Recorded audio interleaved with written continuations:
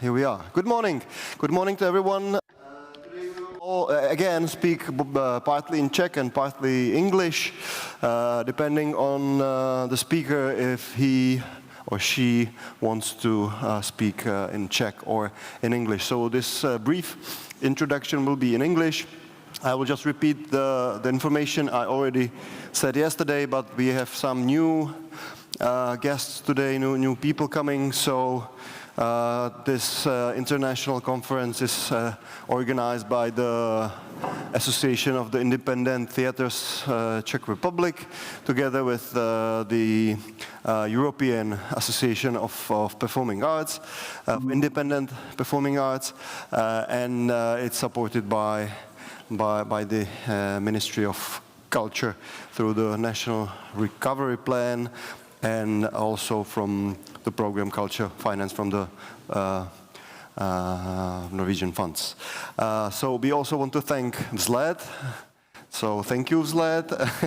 But not only Vzlet, but also other theaters like, or other institutions like Studio Alta, Divadlo Archa, Azyl 78, and Divadlo Bravo. So the conference is interpreted into both languages, Czech and English, so you can take your headphones in front of the main hall, so you understand other languages if you're not bilingual. And the questions and answers, or your questions, you can, if you watch on the video stream, you can send us the question through the Slido application. The QR code for the Slido, it's on your tables and also somewhere on the screen of the video stream. It worked yesterday, so hopefully it will work as well today. And also you can raise your hand and ask the question directly in person here. So, of course, freely use the Wi-Fi. Vzletem is the password. It's for the international guests. It's something untranslatable, so you have it on the table as well. Okay, and now I will switch into Czech. So take your headphones.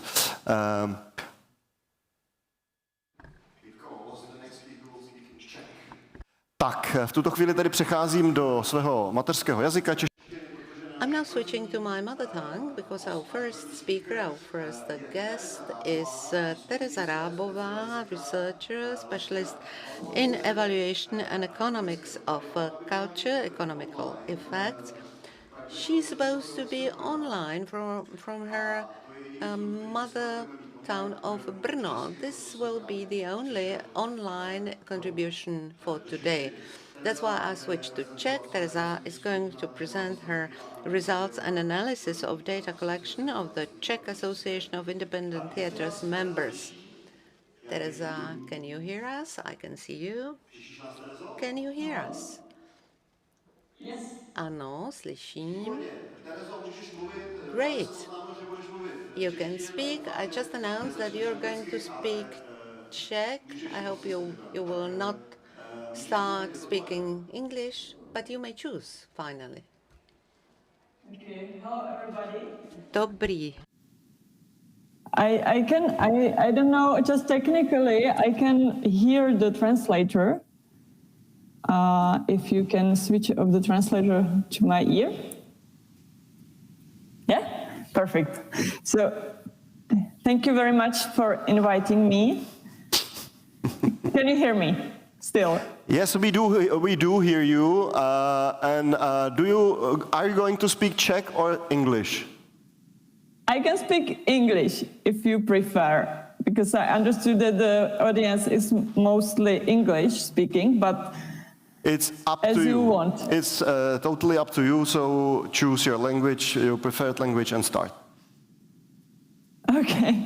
Okay, so I prepared it in English, so but I can maybe switch in the middle if you want, or if you have some questions in Czech. So I will share my screen.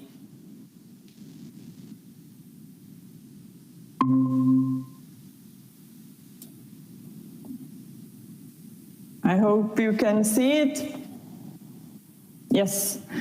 So I will present shortly our research project based on the survey among members of the Association of the Independent Theatre. You know Ant, I can say shortly Ant, I hope, and I will present shortly also the first results of economic impacts of independent theatre scene in the Czech Republic. So the project is following up on the previous project where the result was the new methodology how to map the independent theatre scene. The methodology was written with the help of Arts and Theatre Institute, and it was written mainly by the members of the Czech Association of Independent Theatre. So now we have some data from this mapping of the members, and so this is the main source for this analysis, and the second big source of the data is the official Czech cultural statistics, which collects data from theatres, not only the independent theatres, but also the big state and city theatres, and also from other fields like libraries and museums, orchestras, and so on.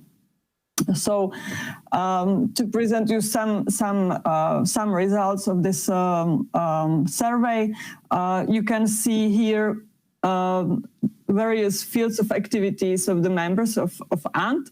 You can see that the most of the members are ordinary theatres, but we have also dance companies, new circus companies, puppet theatre, and so on. And this graph comes from the biggest collection of the data, 2019. And yes, is there some question? No. And here you can see that the members are also, they have different ways of how the theatre is operated.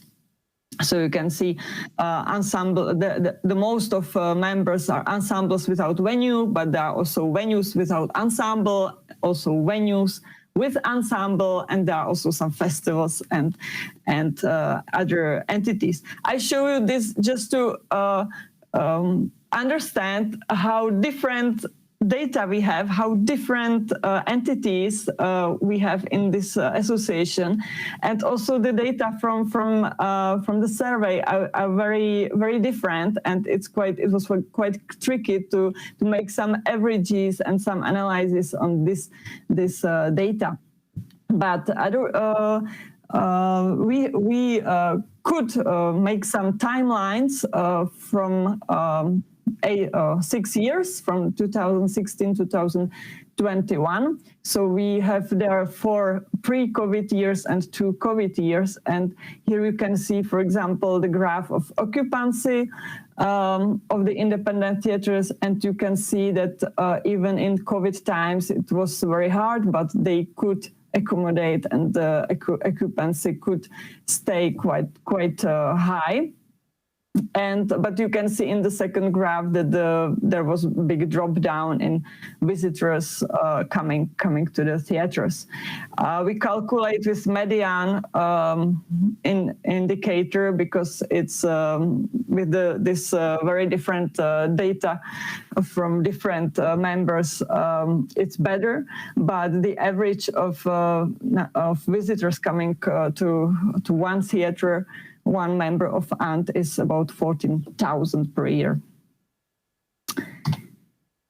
So now there are some slides showing the difference between independent theaters. This is the blue graph where you can see the cost per one visitor, cost of the theater divided by the number of visitors, which is for independent theaters about 26 euro per one visitor, one spectator. But if you compare it to state and city theaters,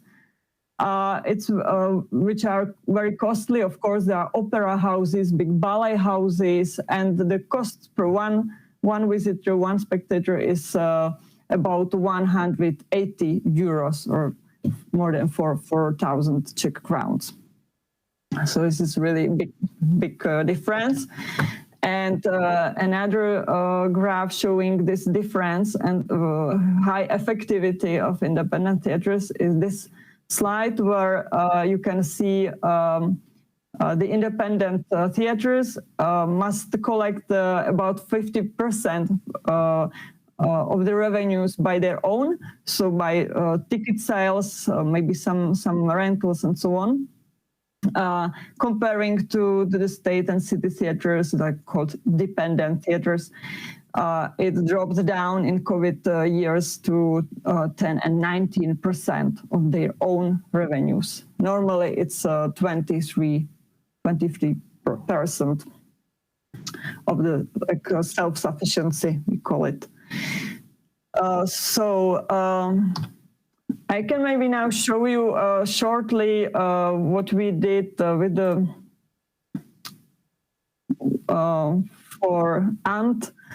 We have this interactive graphs like this. I showed you some of them, but here you can play with it. You can, for example, choose just one type of theater, and it changes everything. Or you can choose more types of theater, and the graphs change. So this is this Power BI trick. So go back to economic impact. Economic impacts, or maybe I can now make a very short break if there are some questions. Or should I continue, Petr?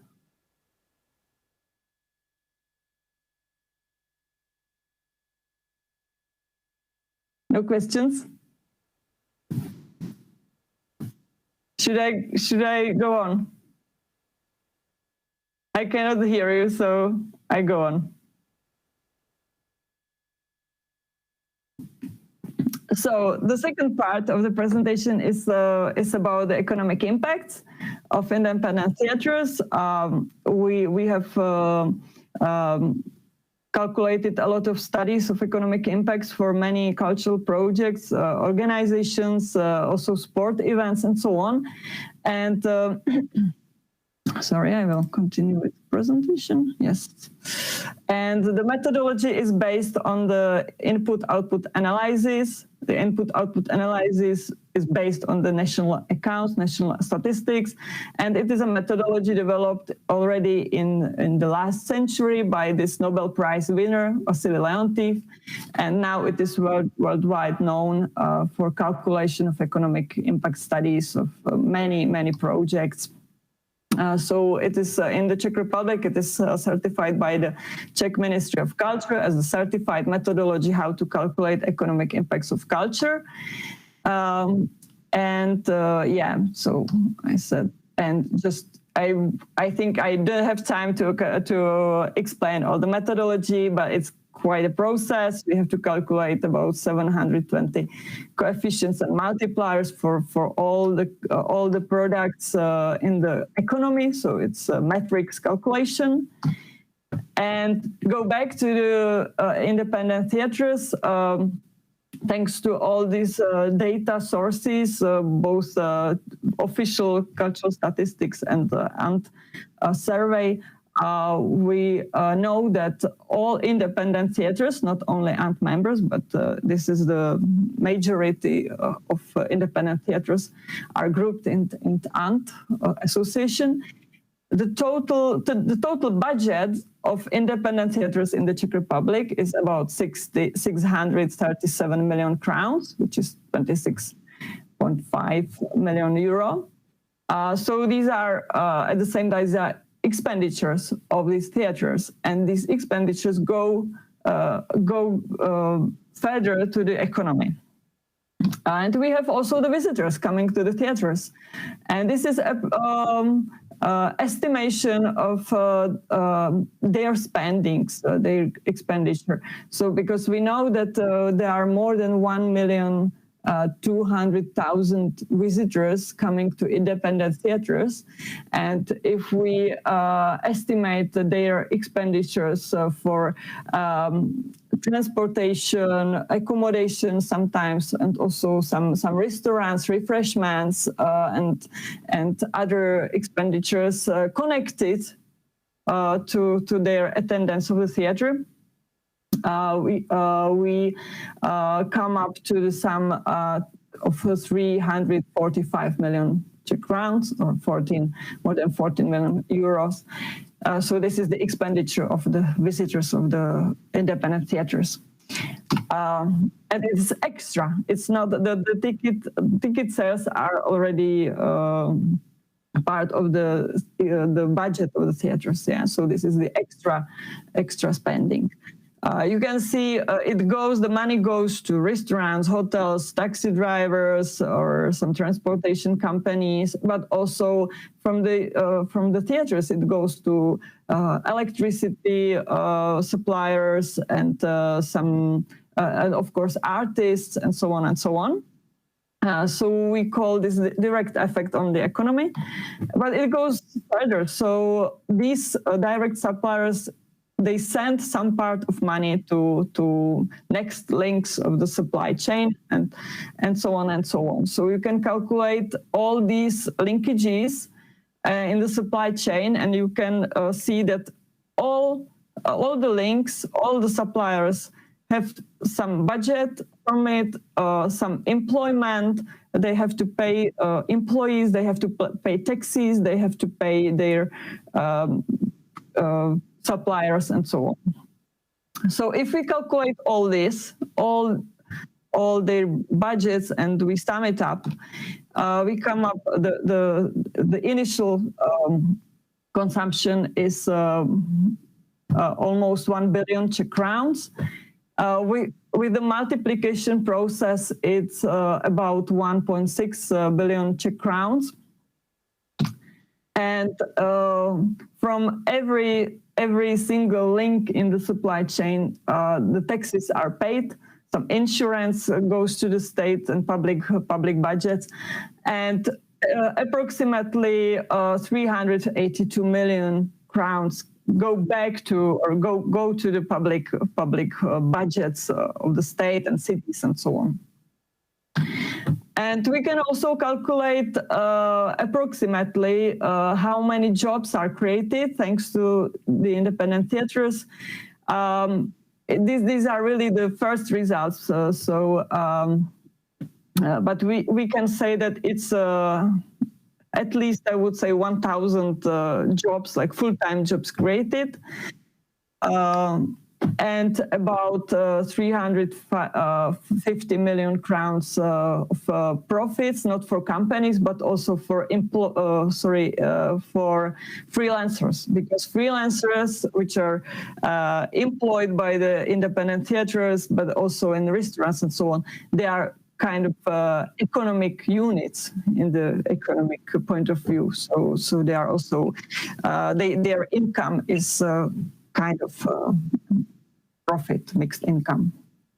Yeah, so these are first results of economic impact study for the independent theaters in the Czech Republic. The data is from 2019 because it's the last good data we have. We also have, if you want to play with it, some of you know it very well. We also developed some time ago this cultural calculator, so you can enter some numbers of your theater and you can calculate your own economic impact. I'll skip and I will just finish some references of our work. We did the economic impact studies also for Prague Quadrennial, which you may know, Divadlo Archa, which is the member of ANT, but also big theaters like Jihočeské divadlo and some festivals and so on. We do also strategies, feasibility studies, financial models, and so on. So I'm sorry for this commercial moment, but if you have some question, I will be happy to answer and to have discussion with you in English or in Czech. Thank you. Thank you, Tereza. Thank you very much. And we already have one question here and one on the Slido. So I give first the word. Thank you. I just was quite surprised by the price, 26 euros and 20 euros for the ticket. Is it the real price or is it the price what should be? The price of the ticket? I don't know which, I can maybe again share the screen. Yeah, probably you can I'm go not back sure. in the presentation and show the figures. Because then we have another question with the same. Is it this slide? I think so, yeah. And it's cost this is for the visitor. Cost per one visitor. Okay. Yeah, Yes. it is. Okay. So you have the whole budget of all these respondents, and you divide it by the total number of visitors.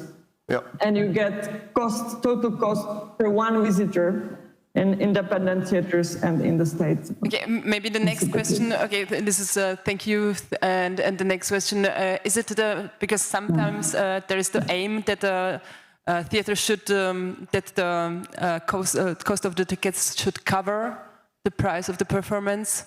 Do you think, what do you think about prices in Czech Republic?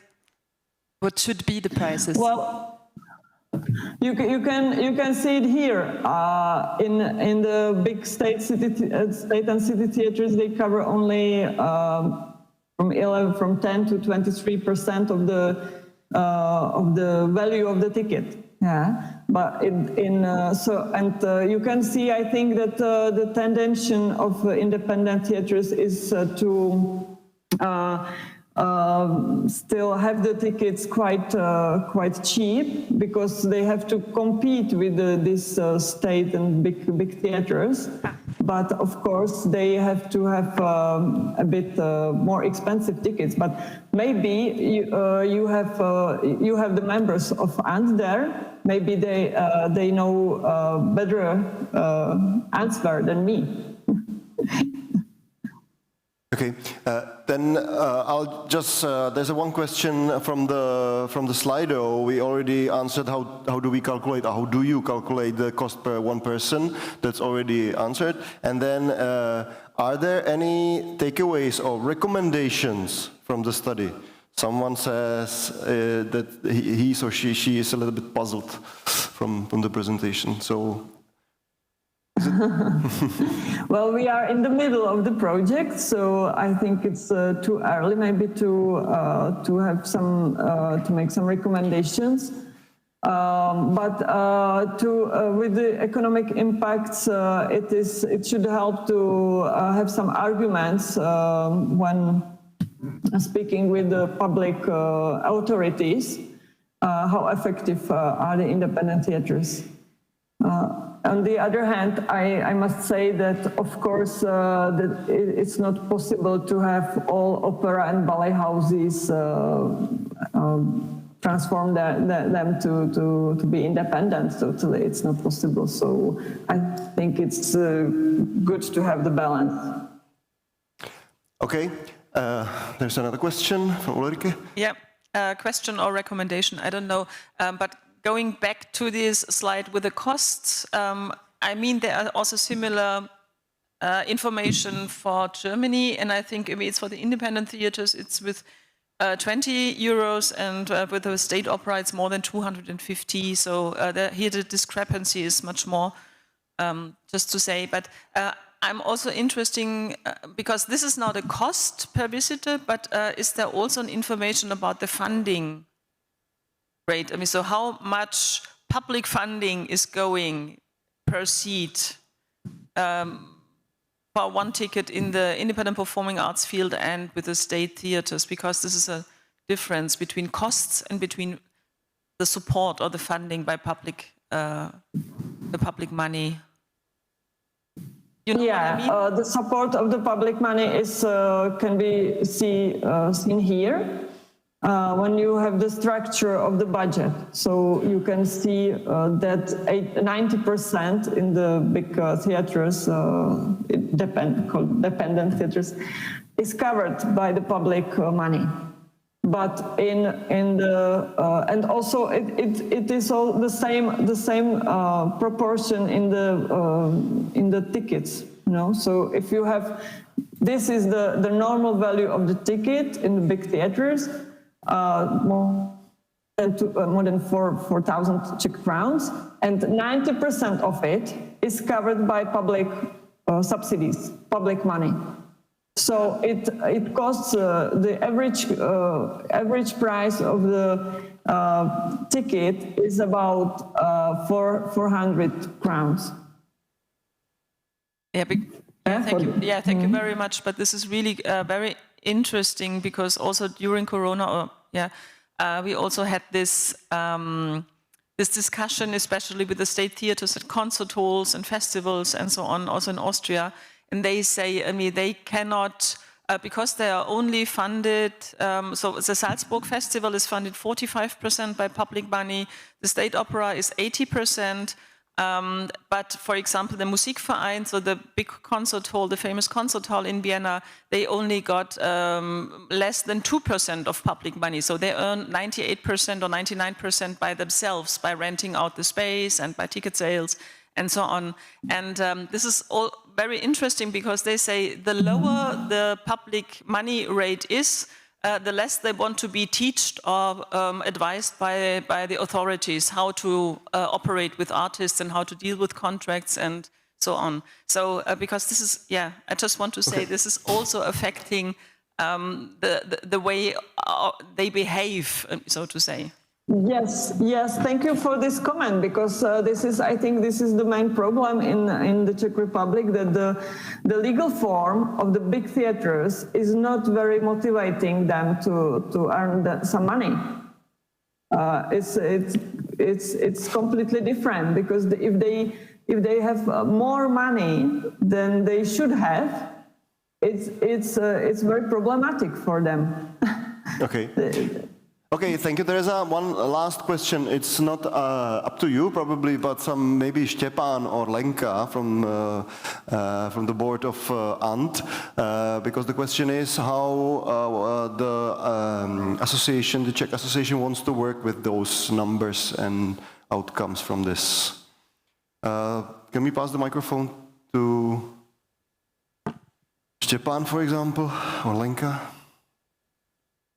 Both languages possible. Okay, as Tereza said, we are in the middle of this process, but obviously it's we needed to have it like for the communication with the municipality, with the Ministry of Culture, to somehow for the advocacy of the independent scene, because. What Tereza said, the very important of this is the how effective the independent sector could be. How many spectators do we have? How many people do we employ, and things like this. So this is the main thing why we need this. Okay, so thank you, Tereza. The time is up, and thank you to your. I think it's Dumbledore's office in the Hogwarts or somewhere, or maybe it's my virtual Google library office. Okay. It's very nice in Brno. Okay, so thank you, Tereza. Bye bye. Thank you. Bye. And now I pass the word to Thomas. Yes, Thomas Fabian Eder. He's a researcher, and he's going to talk about the theater after COVID, about his analysis. So we can start. And we won't have the Q&A after this presentation. Okay, here's the microphone. Great. So I can say whatever I want and I will not be questioned. Perfect. Now, welcome to all of you. My name is Thomas Fabian Eder. I'm a postdoctoral researcher at the Ludwig Maximilian University in Munich at a research group called Configuration of Crises, Institutional Transformation Dynamics in the Contemporary Performing Arts. And I am a former art manager turned academic. Up front, I have to admit that I also have adapted the bad habits of academics. So instead of embodying and a presentation and performing it, I will read it out mostly, and I hope you will bear with me. But that's what academics do. They write and they don't perform. How can I change slides? That would be good to know. This is forwards and backwards. Is there a backwards too? Yeah, great. Well, with the outbreak of the pandemic, everything changed. The performing arts and the performing arts organizations and companies began urgently to conceptualize alternative practices resulting from accelerated reorganization of theater programming and audience engagement. Alongside this proliferation of the digital and hybrid modes of theater making, the COVID-19 crisis has also precipitated a substantive short-term shift in how they operate on both institutional and organizational levels. So in an attempt to, and they have done so in an attempt to respond to the economic impact and legal constraints that came along. So today I will try to examine the possibilities of institutional change triggered by the COVID-19 crisis by first analyzing a diverse range of media discourse that emerged throughout the pandemic. There is a large number of articles that I have analyzed and summarized. And then second, analyzing the corresponding artistic and organizational action that was taken through a wider-ranging survey with practitioners and organizations. Thus, I explore the pandemic-related mechanisms that led to the development of innovative content and form, the institutional adjustments these processes required, the recognition they received, and the seismic shifts in theatrical practice that occurred as a consequence. The analysis is part of a longitudinal study examining the opportunities and threats that have arisen in the performing arts in relation to the pandemic and its aftermath, But the survey, or the second survey that is running right now, so these are really only interim results, and I will focus on the more positive developments when it comes to innovative practices. I will have to wait for the final results of the second survey to give an outlook on the negative consequences and also on governance and advocacy questions. So these are interim results, mostly focusing on artistic innovation, but also regarding a bit the change in working conditions and the financial situation. And see, I was able to say that without reading it. That's great. So there will be quite a bit of talk about innovation, and before using this term, I would like to contextualize it a bit, as it refers to a social science concept defined as the deviation from practice, i.e. from established routines and conventions which are not only thought about but explicitly implemented. However, it cannot go unmentioned that since the 1980s, cultural policy has used innovation in the arts as a legitimizing narrative to bring about neoliberal changes in the arts market that reinforce new economies of precarious labor and increase production pressure by anchoring innovation as a political demand in funding structures and so on. And I am really not rejecting this critique. To the contrary, I support it, but I will not deepen it today. Instead, I will consider innovation in its institutional and structural context, and try to analyze developments that have arisen since the outbreak of COVID-19. So let me start with the media analysis. The empirical framework of the study comprises the German-speaking countries, Germany, Austria, and the German part of Switzerland. And it regards both independent performing arts and permanent stages. But I will make distinctions in the analysis, and you will see it later on. And I have analyzed a collection of 602 articles from major German-speaking newspapers published between March 2020 and March 2022 to shed light on the risks and opportunities discussed in connection to the organizational and artistic developments in the wake of COVID-19. I first reduced this vast corpus by a text mining strategy. So in the end, there were about 100 articles that I have read and that I have coded inductively to really shed light on what has been discussed most within media during that time. And here you got an overview of the most important themes that came up. 93 mentions, for example, of the chance of development of new digital formats. That was something that was discussed quite a lot within media at the time. And from here, I started a so-called structured summarizing content analysis. So through a certain method, I tried to condense the content of this vast corpus and to write short paragraphs about what they had said. And well, let me cut right to the chase. The articles described the pandemic as a strong break that provided a crucial opportunity to rethink institutions and reorganize society. And that was a threat, as the survival of the performing arts depends directly on government funding, and it was conceivable that the field's societal necessity and the associated public spending would call into question. Once they ceased producing, there was a strong necessity to defend the arts, because without a mandate, there would be no public funding, and therefore the new situation threatened not only the immediate financial fundamentals, but the basic legitimacy of the field. So responding appropriately to the lockdowns was existential, and the challenge for those defending the performing arts in media was to prove that the performing arts had an essential public responsibility and that they should continue to carry out despite the loss of public spaces that they had previously created. And the articles have described this role as follows. It doesn't work.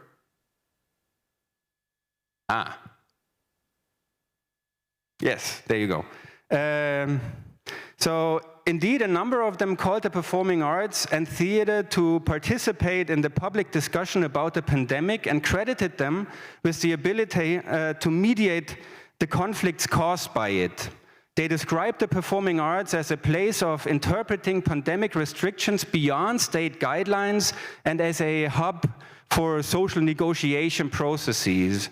Moreover, the performing arts are credited to negotiate the tension between individual freedom and necessary restriction by creating community experiences and collective self-reassurance. In addition, they are considered to have a positive effect on mental health, which responds to the increasing psychological damage connected to COVID-19 and the implementation of social distancing measures. Finally, the media portrayed the performing arts as a laboratory for the crises that reflects and consequently influences how society is shaped, thus as a site of public discourse and debate, but also as a place for refuge and humanity where communities can be built. Michelle Müntefering, she's like the Minister of State of the Federal Foreign Office in Germany, even praises culture as the European language of multilateralism, human rights, and international cooperation, suggesting that those values were threatened by the pandemic and that they could potentially be preserved through art and culture. The buzzword solidarity repeatedly plays an important role, and some of the sources even suggest that the pandemic restrictions and freedom and community raise awareness about how precarious these values really are. So while conversely, they also see compliance with the imposed measures as an opportunity for social cohesion that can be substantiated by the performing arts. Thus, a general politicization of the performing arts content regarding the challenges of the pandemic becomes visible, and what is interesting is that focus shifts from a usually more provocative or critical role towards a healing and balancing one that is put a lot more into the foreground during the pandemic compared to before that time. And of course, not only content, but also form has changed during the pandemic. With the pandemic, business as usual, as you all know, became impossible, and tried and tested formats could no longer be employed. Simultaneously, the social task of art, or rather the need to legitimize itself in crisis, was put on the agenda more than ever before. This inspired many artists and theaters to find an overwhelming variety of solutions to create new work despite the social distancing measures and the challenging situation. Media discourse describes the search for new forms and progressive developments at the start of the pandemic as follows. They say that in the beginning, in the spring of 2020, it began with private and homemade digital content, which was followed by previously recorded productions being made available online. Productions designed specifically for the digital space only gradually emerged, and as the first lockdowns ended, new regulation-conforming live formats also began to be staged. Additionally, new hybrid formats emerged that blended digital and analog spaces or thought other ways to circumvent existing limitations. There are reports of plays in underground car parks as drive-in theater without the risk of contagion. There are reports of Macbeth productions on a conspiracy chat on Telegram, or virtual reality, entire performance being transferred into virtual reality and watched via VR glasses. So just to name a few of the new developments that took place. So creativity really suddenly had no organizational and structural limits, and reports about investments, and that is interesting too, that were made to develop online work and provoke long-term digital change came also up. Those included the redirection of funding guidelines by established fellowship programs to explore digital aesthetics, employing new technical staff, offering extra training for technological applications, or acquiring new technical equipment. So COVID-19 accelerated the existing development of digital and hybrid practice, and the field has responded quickly to the challenge, exploring new aesthetics and digital content. Performing arts, in large part, have discovered digital mobility not just as a stopgap, but as an aesthetic and as a structural option. Moreover, digital programming was also associated with an additional international reach and an inclusive value. Several authors noted that the digital formats provide greater accessibility for disabled audiences as well as those in more rural areas. They further present the digital and some of the hybrid formats as an ecological opportunity, as it dramatically reduces the need for travel or air travel and international meetings. And other sources confirm that digital ways of working have enabled cross-border collaboration and communication and made it easier identifying them as a key starting point for new forms of international digital co-production and collaboration. However, this transformation did not go without controversy. Producing high-quality digital content is complex, and some critics started to questioning whether the offerings presented during the pandemic are not lacking artistic quality. They also emphasized the importance of the live experiences. There are reports about the digital never being able to replace the live experience, as it doesn't create an atmosphere in the audience and so on. And there are also intermediate positions taken that really see the digital more as a chance for innovation in between the live and the digital, trying to come up with new formats. So this much for the media analysis. The following evaluation of the quantitative data will provide information on exactly which artistic and organizational changes related to the pandemic were practically implemented or dominated the field. And this is the second part. There was a survey that I conducted with organizations and individuals in the German-speaking countries to really see what do they say about it, rather than that I just presented to you what the media says about these changes. So to complement the media analysis, I conducted a survey with the independent theater workers and organizations to provide primary data documenting the pandemic experience. The approach relies on a readily available non-probabilistic samples, and the following national performing arts associations in the German-speaking countries helped distribute the questionnaire. Oh, that was too far. Distribute the questionnaire, which in the end led to 231 respondents from the German-speaking countries. Of these 231 respondents, 79 were representatives of performing arts organizations. The largest parts were state and regional theaters, but you also had a large number of independent venues, independent groups, and so on. And 152 of the respondents were individual performing arts professionals, mostly artists, with almost 50% of them, but also producers, dramaturgs, and so on. So the survey asked them all about the resources during the pandemic, including hours worked, financial resources, working conditions, but also technological requirements and commitment. And before I go into the analysis, I would like to say 2 words about the different funding conditions within the different countries.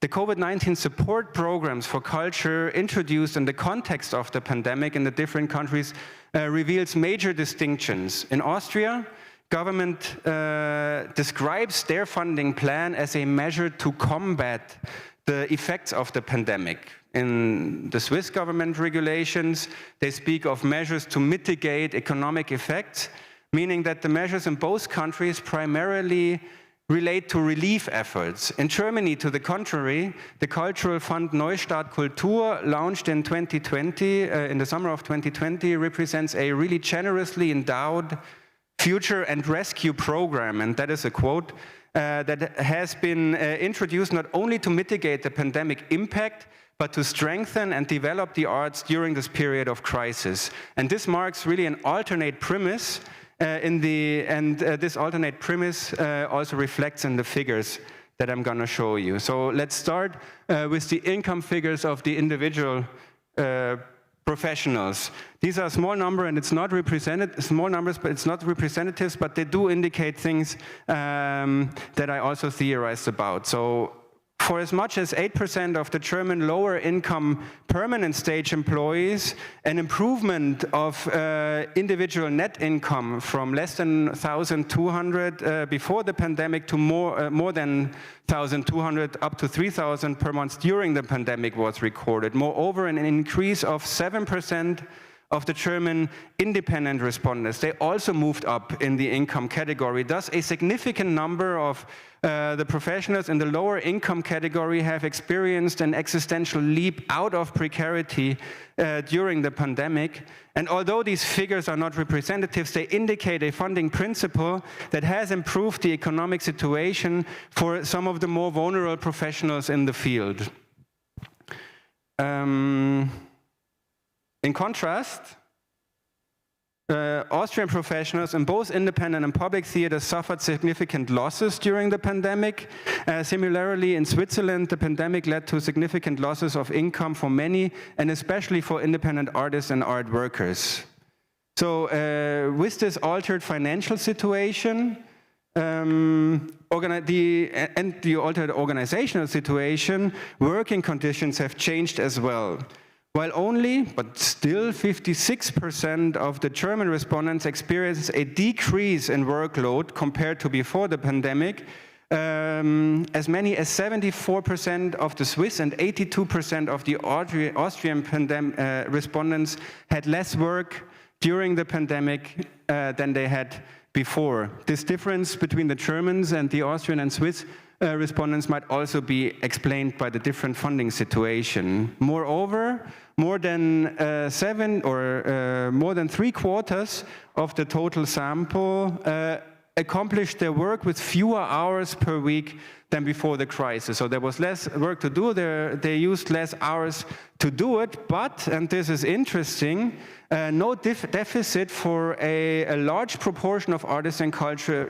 This seems to be no deficit for a large proportion of artists and cultural workers. They were able to continue their roles, and the majority, 58%, state that during the pandemic they were more satisfied with their work situation than before, indicating how disastrous having to work in the performing arts must have been before the pandemic. It also shows that work didn't stop. The continuing cooperation between professionals confirms ongoing activity despite the pandemic restrictions. 77% had the same amount or more contact with other professionals or organizations during the pandemic despite the distancing measures. And since live events and physical co-presence was not possible in a large part of this time period, this must be due to a turn to the digital space. To examine this shift, the questionnaire measured technological commitment using an established scale, and the respondents showed that performing arts professionals in the field in mid-2020 were only slightly above average committed to using digital technology. If there's a 5-point rating scale and many indicators that measure that concept, on that 5-point rating scale, the answer is 3. So neither very committed to technological use nor little committed to using it. However, almost 60% said that during the pandemic they used more technology than they have done before the pandemic. Suggesting that there remains skepticism towards digital developments. Nevertheless, the data also makes a general shift towards greater use of digital technology evident, and not only has technology commitment increased, but so has digital competency. So maybe I just run through that because I also know that time is short. You see that organizations offer training to improve digital skills. Some organizations even employed more technical experts, and a lot of organizations had open positions that they could not, of technological personnel that they could not cover. Almost all organizations did present digital content during the pandemic, and many of them have never done that before. So there was really a steep learning curve. And The above analysis demonstrates that the creation of new digital and hybrid offerings, that there was a deep learning curve and that they found an alternative in the digital during the pandemic. And this is closely connected to artistic innovation, and I'm also going away from the text and just jumping into it. Also here there's a 5-point rating scale, and it became clear that innovative practices are much more important to independent performing arts professionals than they are to the permanent stage employees, and that they responded quicker to the necessity, which also proves what we have heard yesterday, for example, that that is one of the core businesses of the independent field, to respond quickly to challenging situations. Also interesting, Austria and Switzerland was more prone towards using digital, towards innovation than Germany was, probably because there was higher competition and less funding. Thus, this idea of little funding promoting innovation becomes strong again. And now I'm gonna, I was told 25 minutes. I don't think I have 20 yet, but is it? Okay, then I'm going to conclude. The COVID-19 pandemic has undoubtedly brought an increase in digital infrastructure and know-how, in capacity, but also in new artistic practices and innovation. As a structural precondition have changed, there is a long-term optimism that this infrastructure and knowledge will continue to persist in the organizations and in the organizations and an artistic practice also after the pandemic. Thus, rethinking the ontological premise of the performing arts beyond physical liveness found its resolution in these developments, which cultivated digital production between the co-presence of bodies by anchoring new resources in both capacity and financial terms. The organizational and aesthetic changes described above have been brought about, and they have a good chance to stay. However, although the pandemic has spurred creativity and structural adaptations that have been deployed and tested, the second component necessary for innovation, the long-term implementation of the new, remains challenged by the turbulent times we are in, and it requires not only structural impetus, but the long-term stability and the will to continue what has been introduced. So to see how this will persist within the field, we need to wait for the second round of surveys and the next publication, hopefully next year. Here, and as I was told before, we cut the questions, and I'm here for the break. So if you are interested to know more about the research, there's my contact. I'm happy to engage with you. And maybe if you want to take a picture of the publications, here you can read about some of the research that has been published. Thank you very much. Thank you, Thomas. Thank you very much. As Thomas said, he's ready for answering your questions during the breaks at the coffee. So now I will invite directly another speaker who's Pauline Roelants. I don't know if I pronounce it well. Choreographer and performer from the Netherlands with like her presentation of Finding Freedom with Limitations. Here's the microphone. And the presenters over there. Thank you. First of all, thank you for inviting us to talk about independent theatre from our perspective, meaning the perspective of the dance performance company United Cowboys and the perspective of the Netherlands. So in the upcoming 10 minutes, I want to take you along some considerations in time of necessary changes after having dealt with a period of restrictions and dealing now with a world of tension and polarization. How to deal with all this, how to cope, how to continue, how to keep on contributing, how to find freedom within limitations. First, a little introduction of United Cowboys to have an impression on how and where I speak from. United Cowboys is a company from Eindhoven, the most innovative city in the Netherlands. My Maarten van der Put, sitting over there, or standing over there. And we together are the artistic direction of the company and the curators of our art house. United Cowboys creates a dance and performance work, varying from smaller, intimate solos up to monumental duration pieces that we perform in Holland and all over Europe.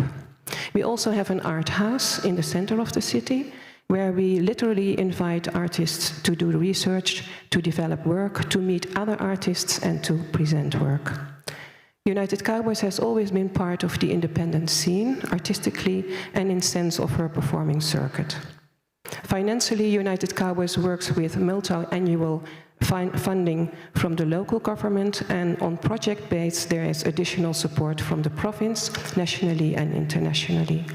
We generate income from co-productions, guidance of new creators, workshops and, of course, performance fees.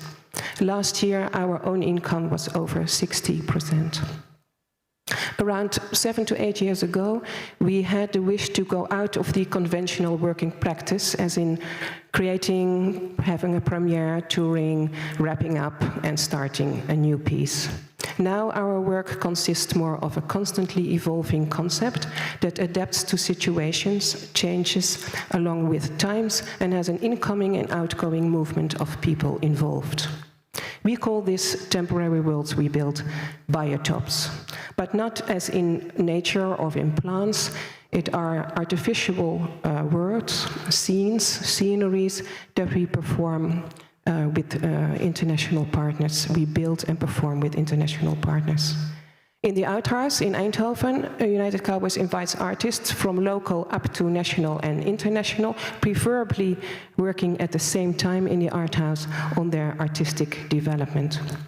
So not so much only based on presentation and result, but on reflection, contemplation, and being on the way. But sometimes there are presentations. We do that, we curate that in the Art House under the title Seasoning. So seasoning takes place around the time that the season changes. And then we open our doors to audiences to experience new development in the field of live art. It's always new work, not so much only young work, but new work from a slightly different approach, as we call it. Then, third element of our working practice is our collaboration with State Theater Kassel in Germany, with Tanz Kassel. In 2021, of course, we were invited by director dance Torsten Teubel to create a Swan Lake. From our artistic, independent point of view, a free production with a dance ensemble and performed in the Schauspielhaus of the theater. We were surprised by the openness of the audience, the positive responses and the sort of endless interest. We performed there 22 times. For sold-out theaters. Because of this success, we are now invited to sink our teeth in the Nutcracker for the big opera house. Working in the State Theater as independent company made us realize how important it is to maintain artistic freedom, because then the two fields can meet. We believe assignments like this could help in mutual understanding and appreciation. So that's United Cowboys from all different sides. On to Holland. In Holland, we have had a flourishing independent art scene next to the BIS, the basic infrastructure institutions. There was quite a large range of opportunities and support to develop independent work. There were production houses and a network and a circuit to perform in. Actually, for a while, you had these big theaters like Chassé in Breda, in the south of Holland, that invested their profit of the bigger, more mainstream and popular performances, like musical and comedies, in programming more experimental work. In this way, they could invite their regular audience to experience also other approaches without the necessity to make profit. Unfortunately, those days are gone a little bit. Because over the last 10 years, things have changed in the Netherlands with the turning of the political wind and the structural twist and turn to an economic, targeted and capitalistic society. Art art and culture have had hard times to sustain their necessity and the associated support and appreciation. Result is a switch to conservatism and sticking to the obvious and primary institutions with less room for experiment and non-standard approach. I'm going to switch now. Yes. With the disappearance of the production houses 10 years ago, a lot of independent arts and artists were cut off opportunities to keep on going. As a solution now, we have in Holland a lot of talent hubs. In the south of Holland, in the province of Brabant, where we are based, there are already 7 different, one for every art discipline.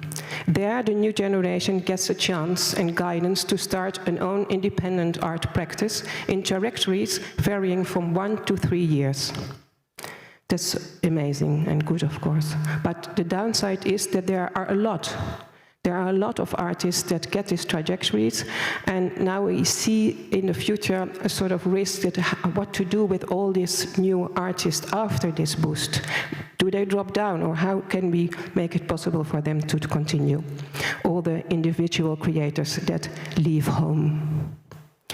I am aware that the situation in Holland is still better than in quite a lot of other countries, but I think it's a signal that tells us to be critical about the diminishing attention and importance art has nowadays in societies all over. Amongst the cultural circuit in Holland, there's criticism about politics and politicians not being interested and not being informed. Lack of interest and knowledge leads to indifference.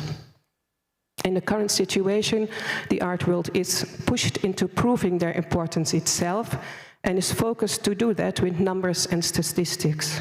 So audience amounts, profit, and mainstream appreciation are leading criteria. In this context of harsh benchmarks and charts, the independent scene is compared with and put in opposition of the established institutions. We need to change this, to find a way to walk alongside. Not mingle and interfere in each other's artistic fields, but pull up together. As long as the independency is guaranteed and there's no artistic interference, this is a movement to encourage. The independent art scene has a task to do research on edges, to initiate and stimulate new steps, new forms, new approaches, or as we call it, encouraging artistic risk, and questioning theatrical conventions. The 2 mottos we have been spreading out the last years. This is important because hereby culture and art develop and evolve, and that cannot be indicated primarily by audience amounts and ticket incomes and statistics. And this will not be achieved by programming the mainstream and the obvious. Art must not be in sync with everyday's life. She must be ahead and open doors and minds to the unknown. To achieve this, the independent scene, in fact, needs unlimited freedom of movement. The artists need freedom of creation, not as a gratuity, but because of its necessity and importance. Furthermore, experiment and innovation are associated with short-term trajectories. The independent scene must not be seen as incidental, short-term, or on project base, but as considerable structural influence and contribution. In Holland, the government apply the cultural governance codes. They have their binding criteria on fair play and fair practice and on diversity and sustainability. These are important topics nowadays, and we absolutely agree. How we manage to arrange them in a way the independent arts can also implement them in a way is a way too big issue and discussion for now, but I didn't want to avoid mentioning it. Main question in the situation that art is put in nowadays might be, with all these fragile conditions and severe criteria we put on art these days, we wonder, does art itself get better? On the positive side, there's also a positive side. There are more funding opportunities in research. Sorry, I have to read it very clearly. More funding opportunities in research and exchange, in residencies, in long-term collaborations and cross-sectorial initiatives. Connections, collaboration and exchange are recognized as important policy topics and most likely will have a substantial part in the next art period in the Netherlands, the 25-28 period. Internationally, cross-border collaborations, mobility exchange are rising. This elevates our awareness within the European cultural policies. It opens opportunities to construct new approaches together. Because although all gets more and more competitive and we are more dependent on international funding as a third income, we need each other to work together in developing more opportunities and convince politics, the established institutes, and the audience. At this moment, United Cowboys is participating in 3 international projects / co-productions with in total 10 partners in 8 countries involved. As put in our international mission statement, United Cowboys quotes from a broader form of collaboration. Let me quote and switch. Yes. The objective is to contribute to long-term collaborations between countries within projects that combine creation, participation, and presentation. We believe that this combination has the strength to take away obstacles, prejudges, fear, and restraint because it combines communication, experience, and exchange of knowledge and skills. The outcomes of these collaborations could have an influence on policymakers in the sense of thinking more crossover, thinking in meanings of art in larger rate, in a broader geographical context, and in transboundary criteria. We believe that long-term partnerships have to be coming from innovation as a mutual target. All coming from a different background, we need the knowledge about each other's cultural history, motivation, and actual tendencies in order to open up to the future. Art is overwhelmingly important in the process of innovation and redefinition of culture, because it uses tools as imagination, wonder, beauty, and truth, tools of all times, all people, and all cultures. End of quote. During the severe times of the pandemic, we needed to find other solutions, as we all know, and we did. As artists, we are educated to think and be flexible. You might say that flexibility is our middle name. Being all in the same situation, there was more mutual understanding, which led to inventive solutions, more unity and generosity. We need to keep this in mind and learn from it. We need to move towards each other and not apart. For example, there was a huge problem of young graduates and other young independent artists that didn't have a chance to show their work during COVID. There was a risk that a batch, or actually 2, would fall between the cracks afterwards. This was widely recognized. So the established, the independent, the politics, and the policymakers joined forces to create opportunities. We realized that shared effort opens ways to think in alternatives and to make room for adjustments in working opportunities and programming together without pigeonholing. We felt that maybe we learn, and then, who knows, these changing times with all its challenges could work out in a new approach, new ways of working and collaborating. Maybe we find together freedom within limitations. Thank you.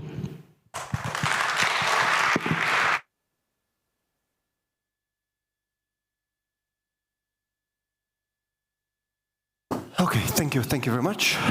And here's the space for the questions. I will open the Slido. At the moment, we don't have any questions in the Slido now, but here. What? No questions? Everything's clear? Okay. Okay, so thank you very much. Then we continue because we have a quite tight schedule, so thank you very much. And okay, and Yeah.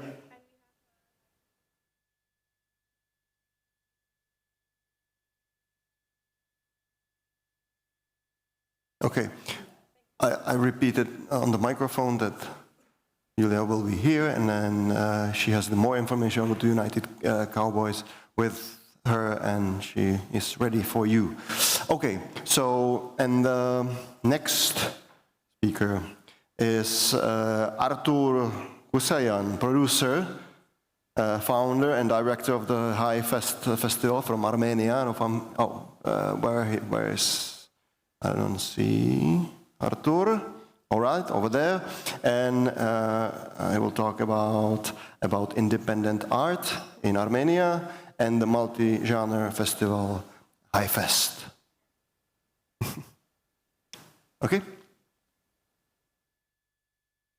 And just to remind you, you have 15 minutes, approximately 15 minutes for the presentation, and then we have 3 to 5 minutes for questions. Then perfect. I'll make it in 7. Hello. Is it possible to first show the video?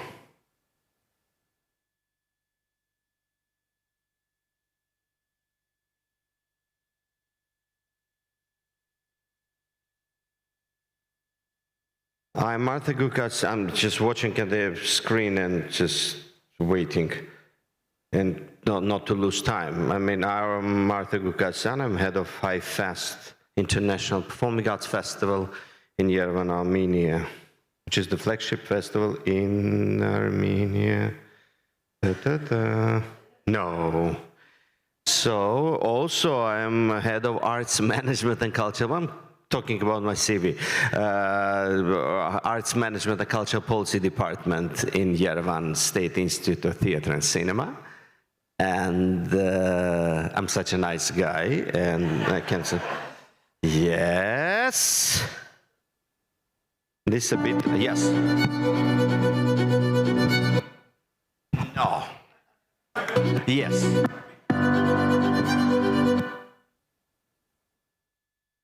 You know.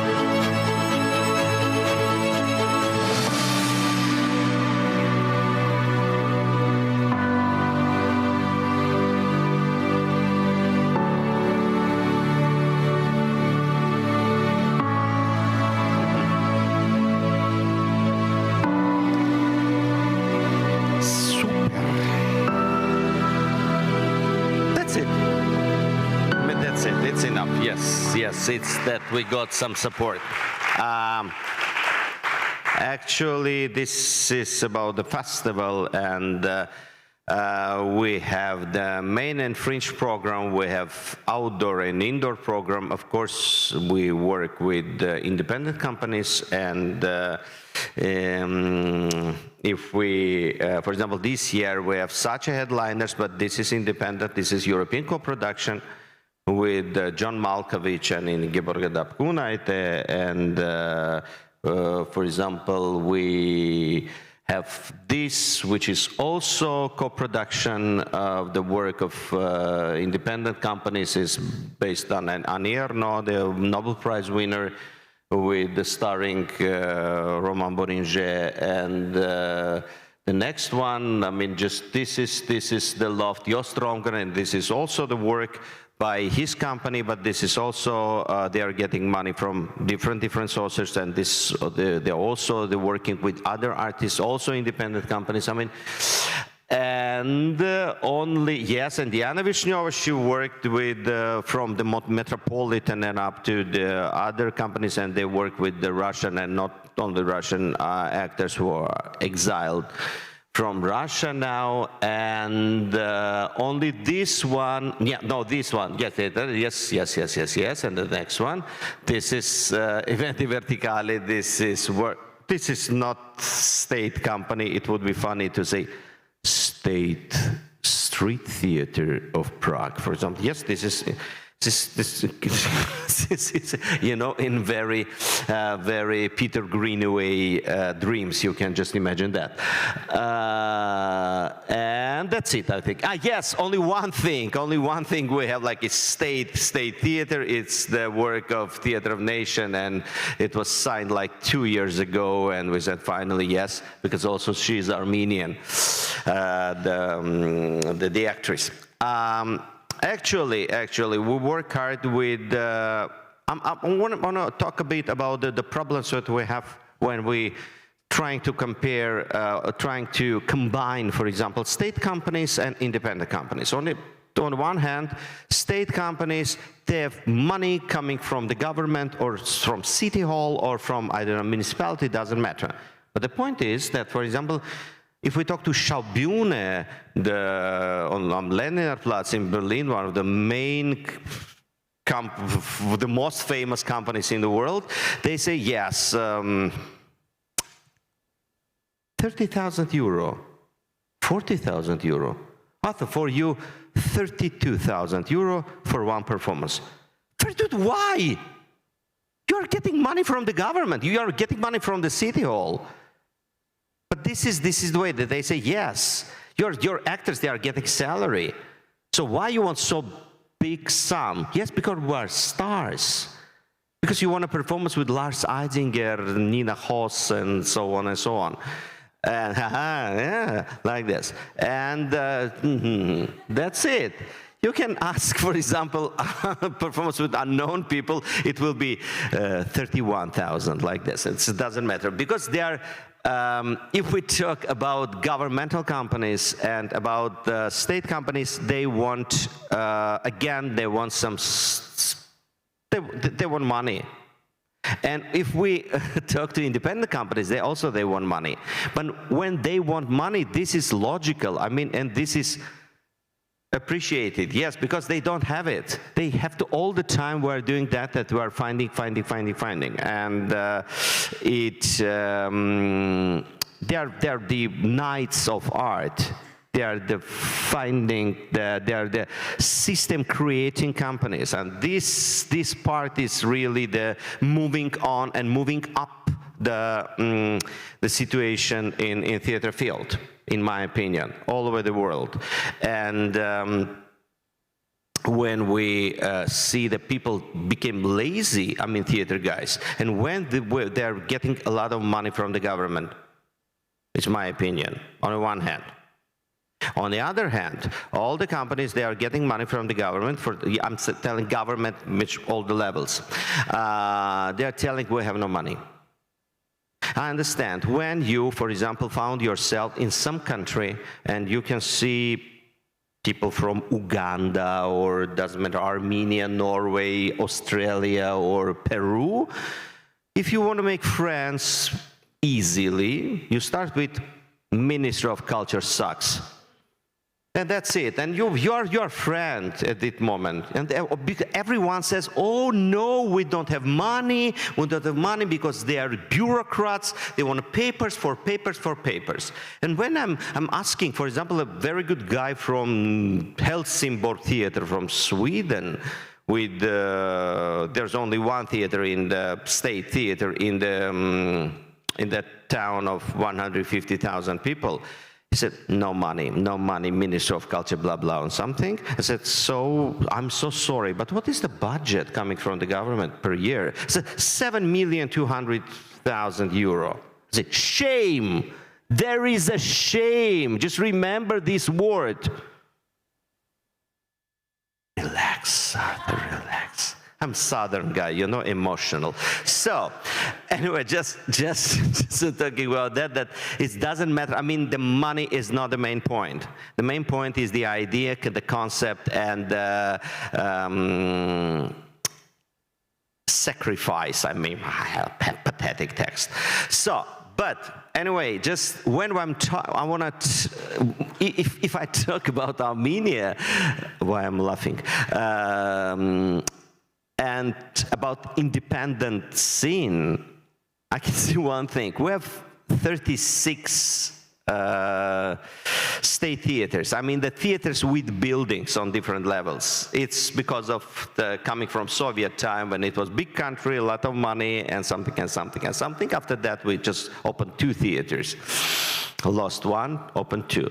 And but when we realized the money coming from the government, coming from state to them, we realized that almost all of them, they're independent.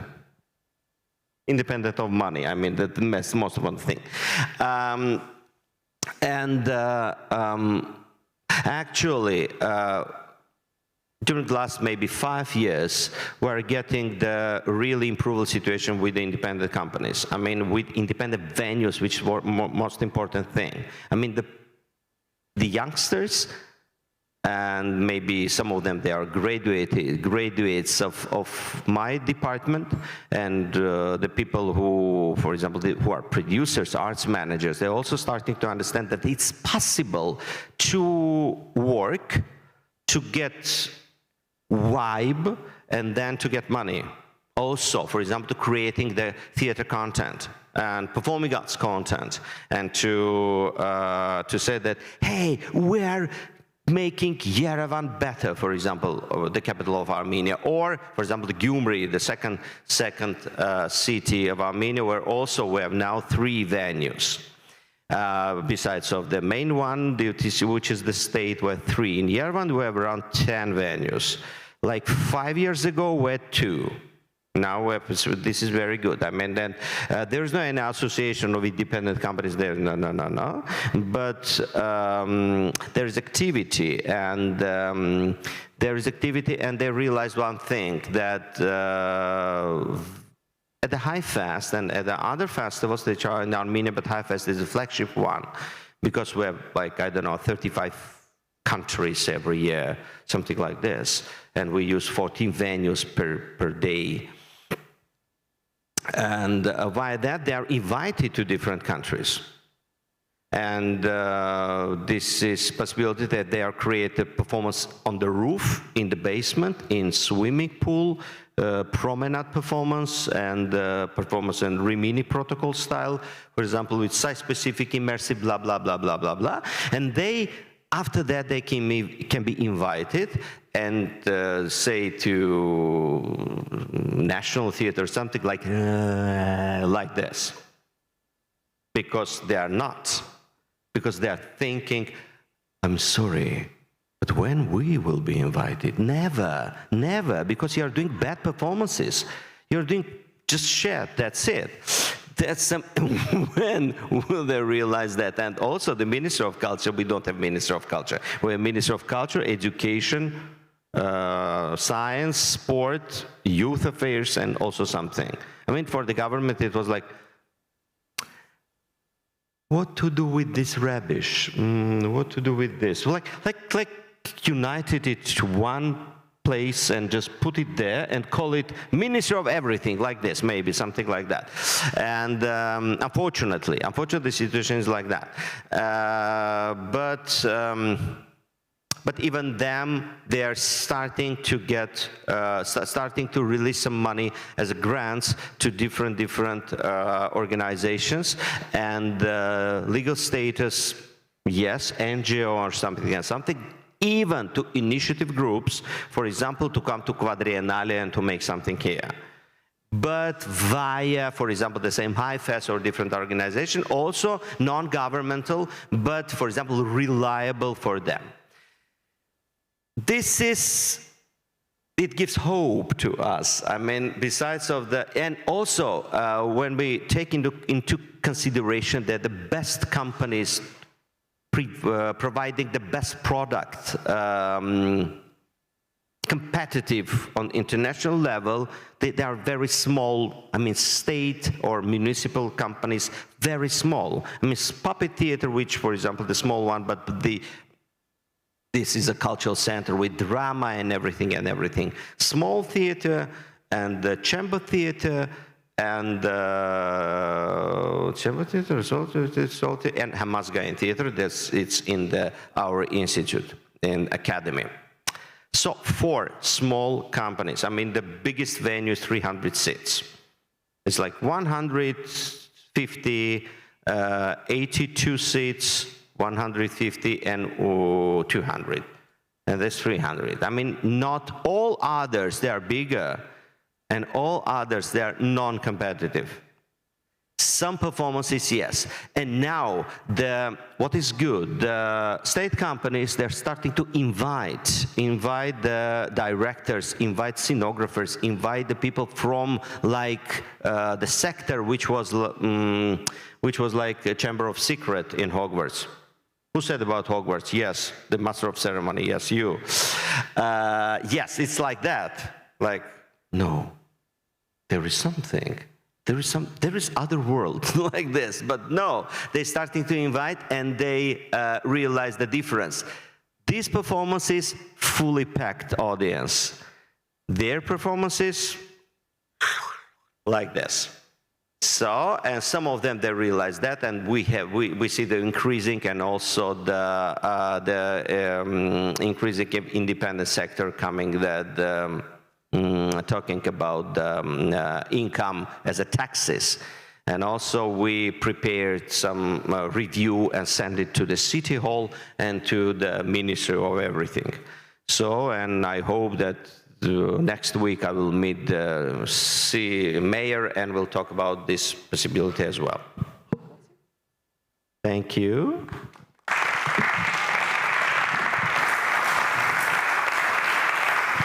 Okay, we got some fresh air from Artur now in the room.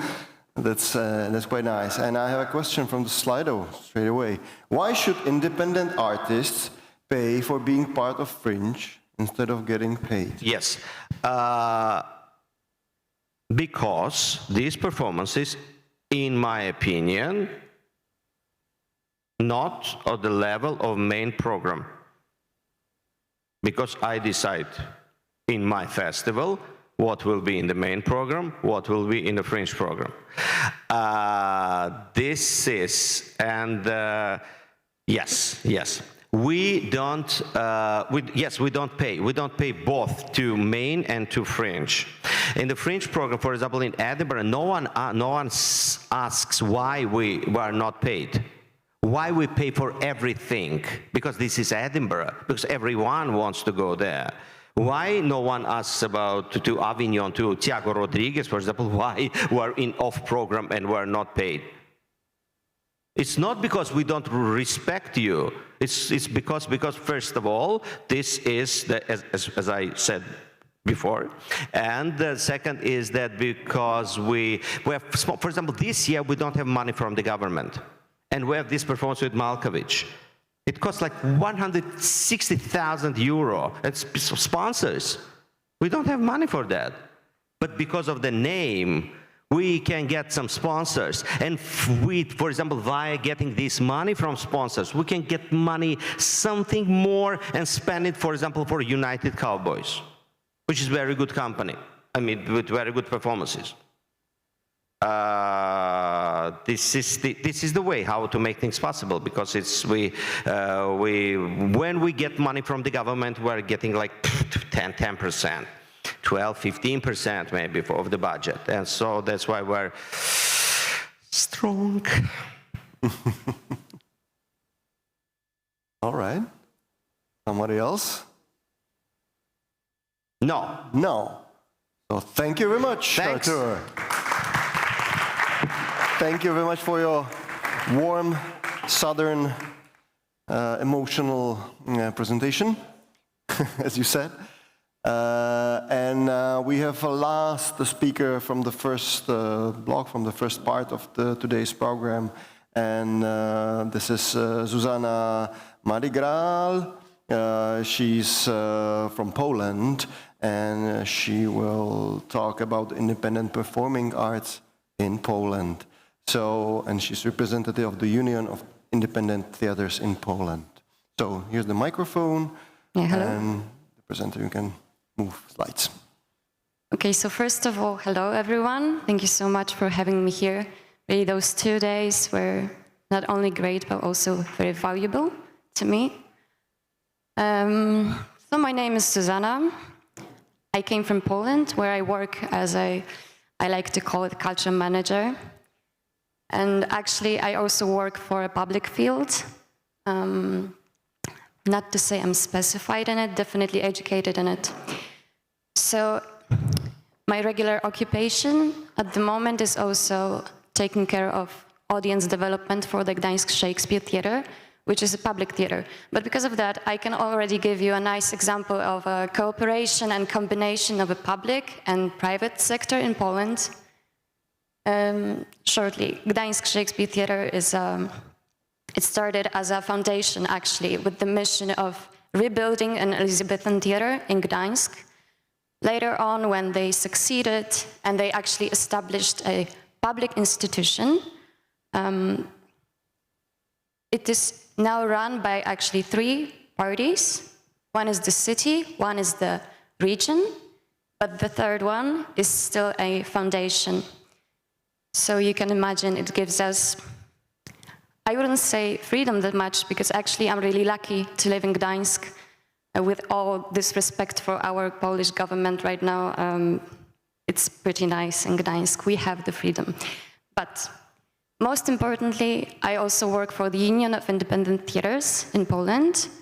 I think it's interesting, the connection of what Thomas was saying about COVID, because the Union of Independent Theaters was actually established during the COVID, not only because the people finally had the time to take care of things like that, as they are also active artists, but also because we felt that there is a need of uniting and cooperating between the theaters. Now, the theaters in the Union are completely different. We have 21 members right now. Some of them are like big, even commercial companies based in Warsaw in fancy buildings, but some of them don't have the buildings at all.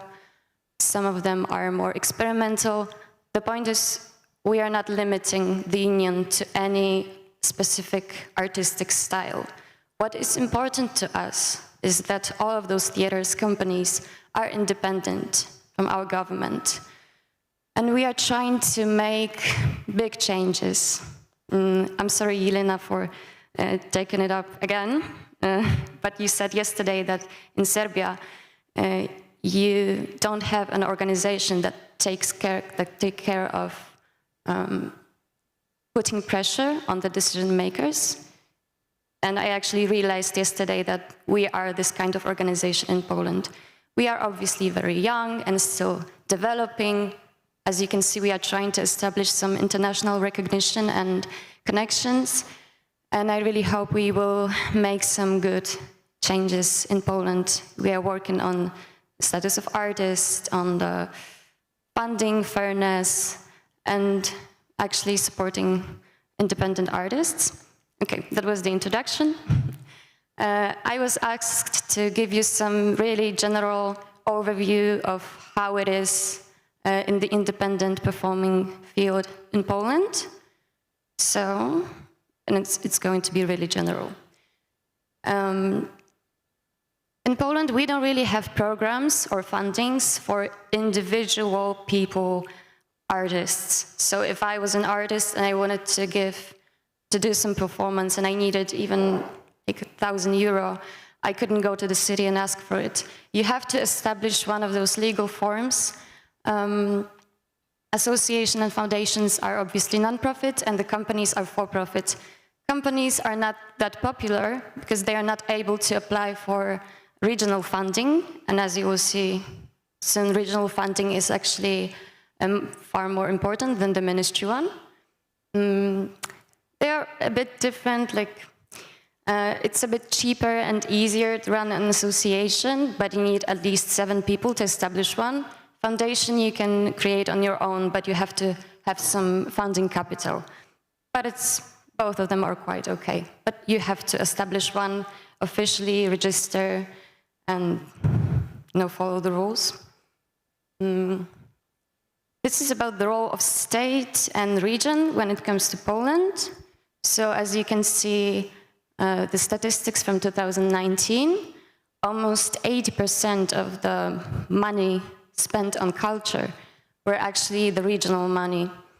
Now it had to be completely reorganized in Poland after the communism.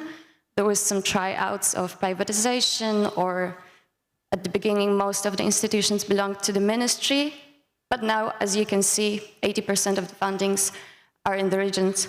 And it's good, because lately the ministry mostly gives money to the Catholic organizations or fictional organizations that are established like 2 days before the deadline of application.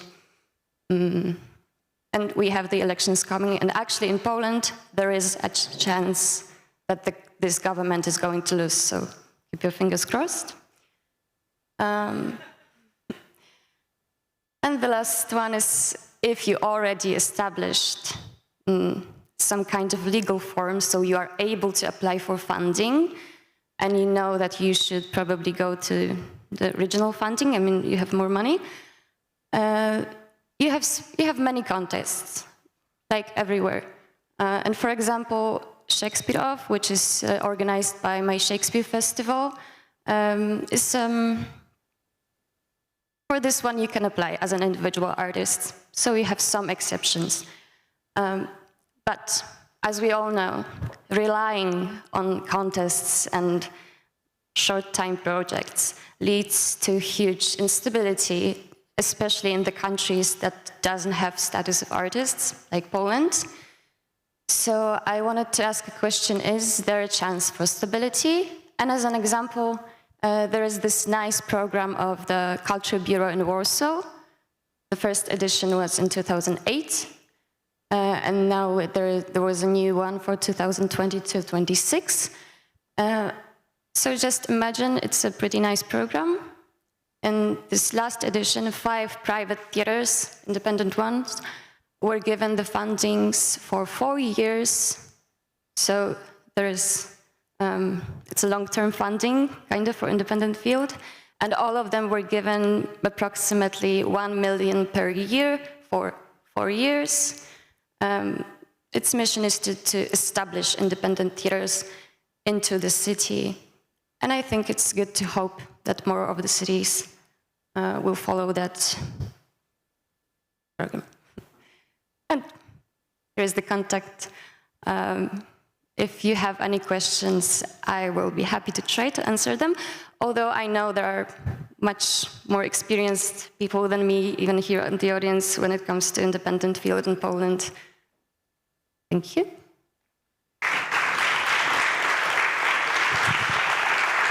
you have any questions? So thank you very much. Thank you very much. No questions, great. Quite a short presentation. You can stay on stage. So we don't have any questions at the moment from the Slido, but still, Zuzanna already left. So she decided not to answer your questions.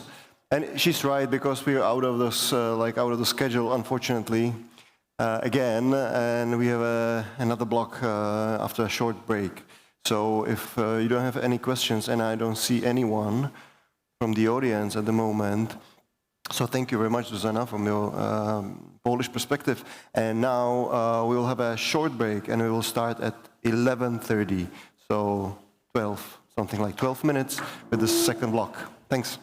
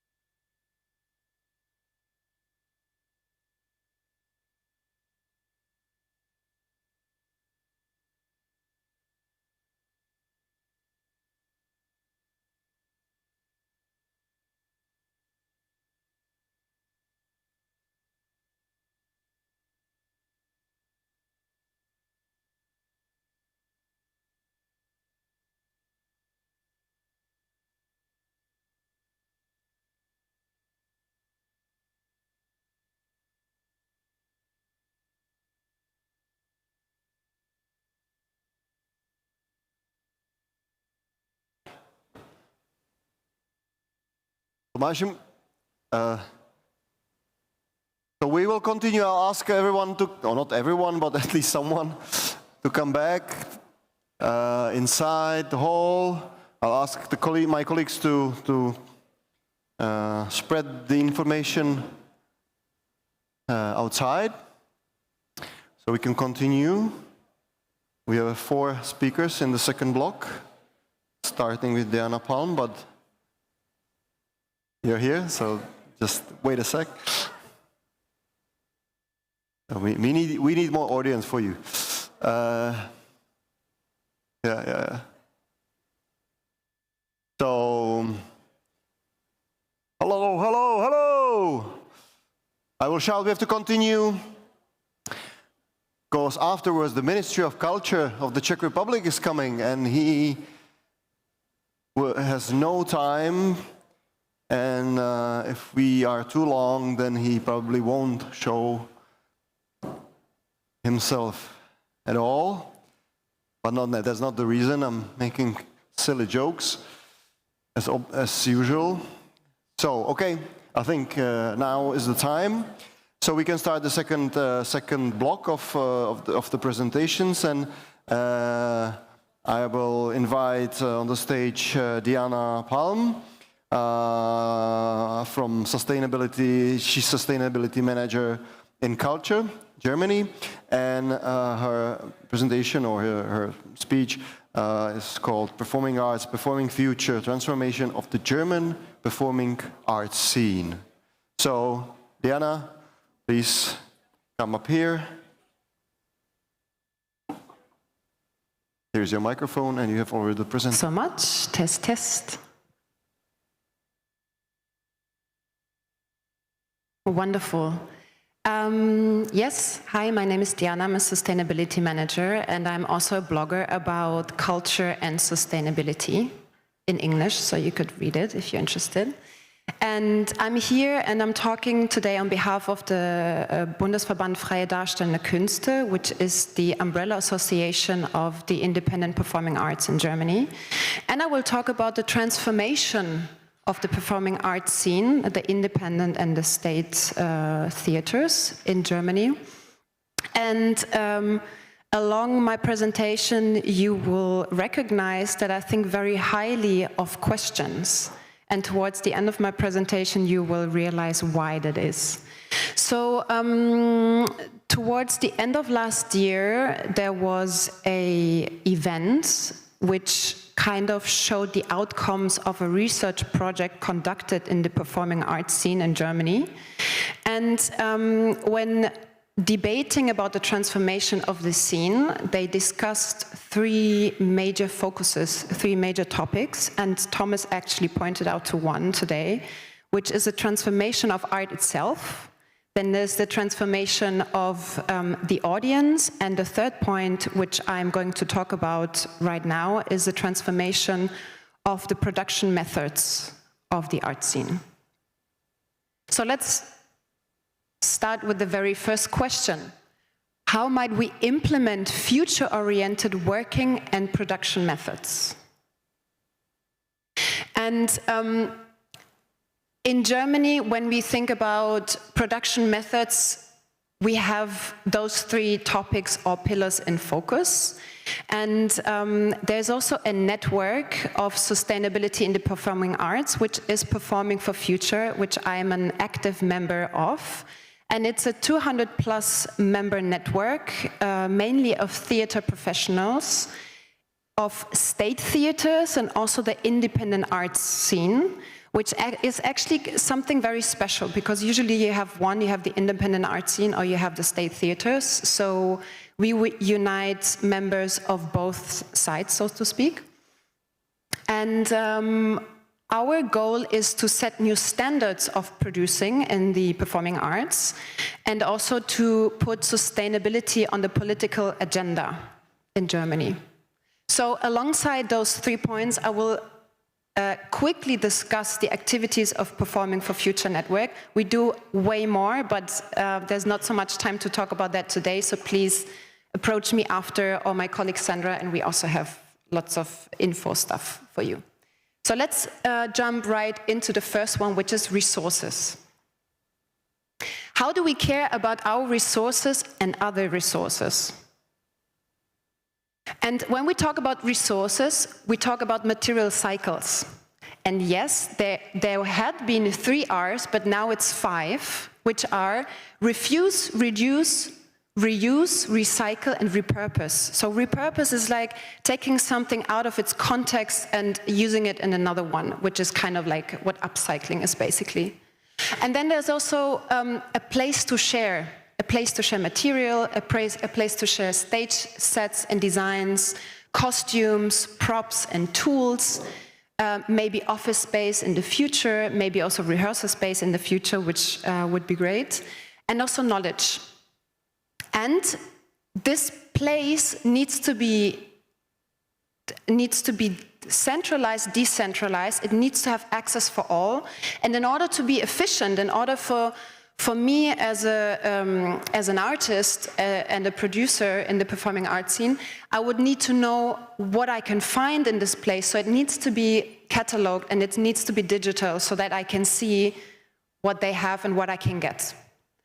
And access for all cultural institutions, for state theaters, and also for the independent art scene, across cultural disciplines, so not only theater, but also dance, also TV productions. Citizens, I mean, why not? Why can we not share our tools and our props with the citizens? And it has to have a joint space for research and education, because knowledge is really important, especially in sustainability. And when we come to the Performing for Future network, we created Wikipedia for theater professionals to share knowledge, because we all have a focus on something, and we cannot know everything. So we share the knowledge, and it's accessible for everyone to find whatever they're looking for. And the pain points here, which you might probably know, is the legal gaps, product liability or copyright. So if I'm a state theater and I have a stage set that I want to hand over to independent artists, I am liable for what happens to those artists with my stage set. So I'm thinking twice or 3 times if I really want to do that. That's a major issue in Germany, and the copyright, but also managing and financing. Who is managing the income and output of this place where we share our tools? And the requirements of my production. So if I, for example, I'm working with an independent theater at the moment, and we have beds for the audiences. So the audiences should sit in beds in order to have a more direct approach to the piece. But those beds, they should not fire up, they should not light up and should burn, because it's not allowed to. And they should also sit comfortably for 2 hours on this bed. So we cannot just rent or borrow something. We need to actually have it and then keep on producing it, so keep on adjusting it. The second pillar of focus is operational ecology. And excuse me, because this is a German term, which I have no English version for. It's Betriebsökologie in German, for those of you who understand. And the question is, how can we identify the impact of our operational processes on the environment? And we look at it in 2 different ways. So first, there's the internal activities, which are production, energy supply, mobility, communication, or catering, which can be measured the carbon footprint. So you have calculators that you can measure your carbon footprint with. And then you have the external interactions with people outside of your institution, which is suppliers, service providers, stakeholders, which can be owners of the place, municipalities, or sponsors, audience, society, and the environment. And thinking about the Performing for Future network, we have come up with a so-called eco-rider, which luckily enough, has important questions that you can ask yourself in different areas of production that can hint you to where you can do some activities to orient yourself more sustainably.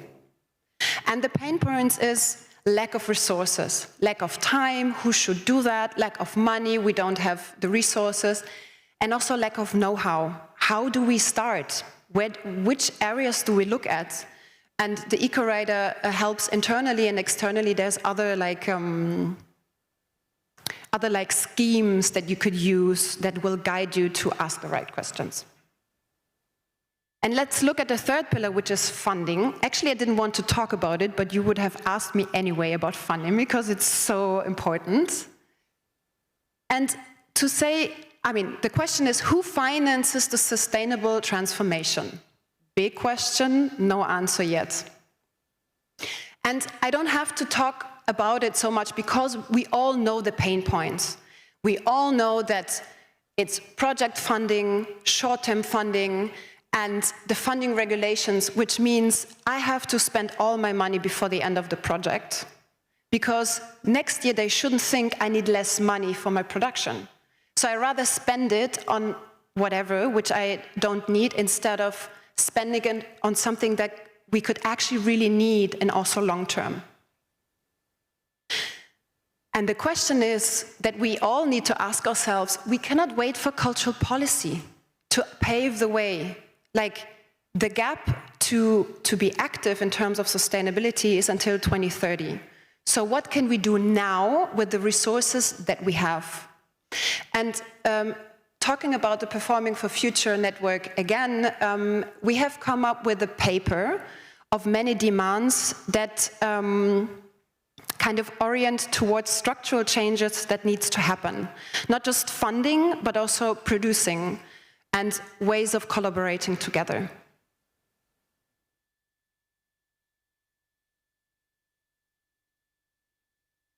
And now I have really good news and I have bad news for you as well. And I will start with the bad news. The pain points that I told you about in those three pillars, we don't have a solution yet.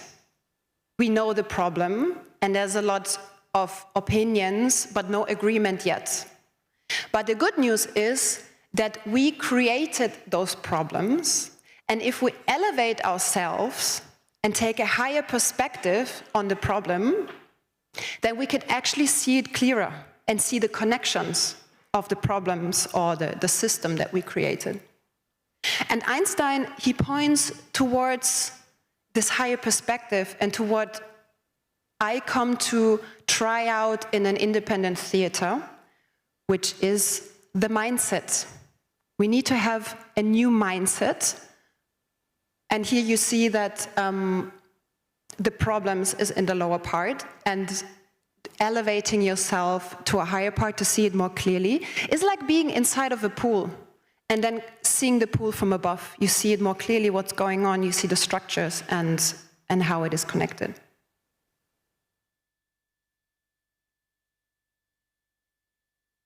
So let's talk about the mindset then. The thing about the mindset is that the way we think about something will determine we act about it, will determine the way we talk about it, will determine our future behaviors. So let's look at think.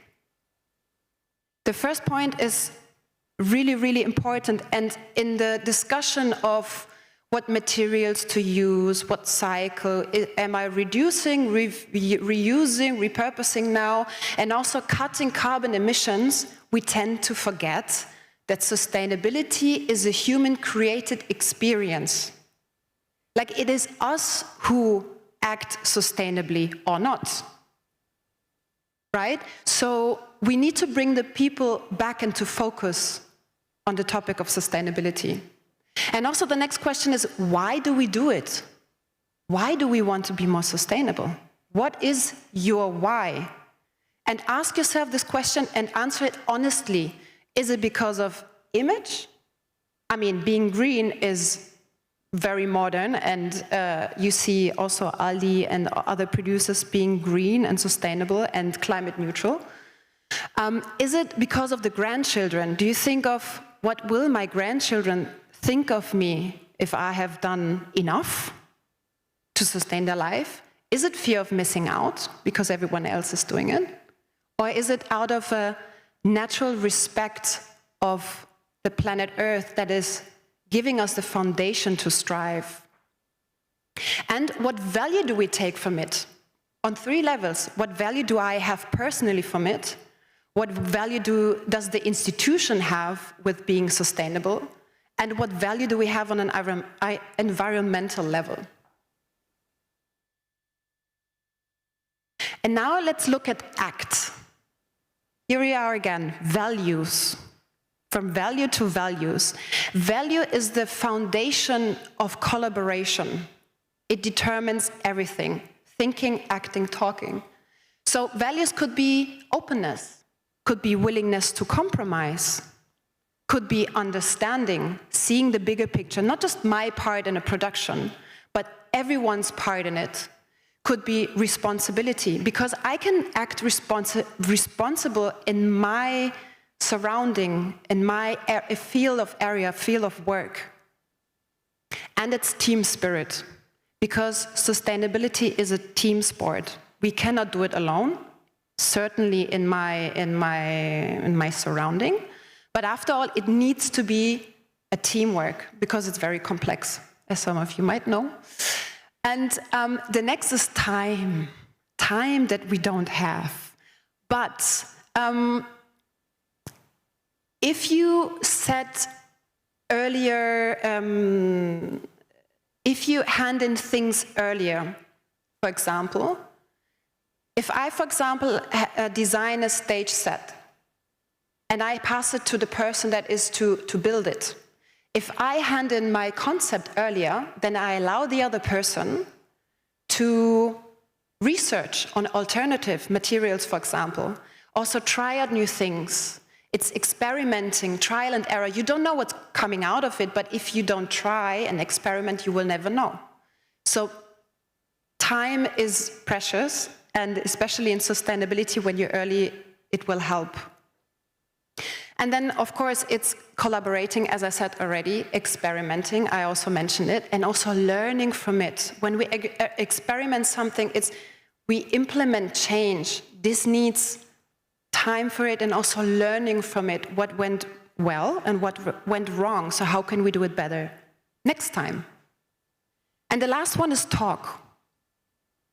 Allow for feedback and allow for mistakes. I don't know in the other countries, but Germany is terrible on the culture for allowing mistakes. Terrible. Everything needs to be perfect, needs to be like this, it needs to be great. All the what they ask us to do, to be innovative, digital theater, sustainable, it needs to be perfect, on point. Experimenting means there will be mistakes, and we need to allow for those mistakes, because we will learn and grow from it. And they don't say it for nothing, communication is king. So how can we communicate differently? Inclusive, transparent, supportive. So when I, for example, say, let's go back to the example, I write the concept for stage set.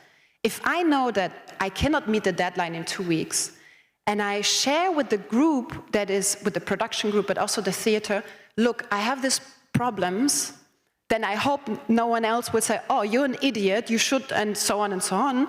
But how can we support you? How can we brainstorm about this? You know, sometimes you see it better from another perspective, from an outside perspective. So brainstorm and support this person in order to not let these problems wash up on the shore when it's too late. Yeah?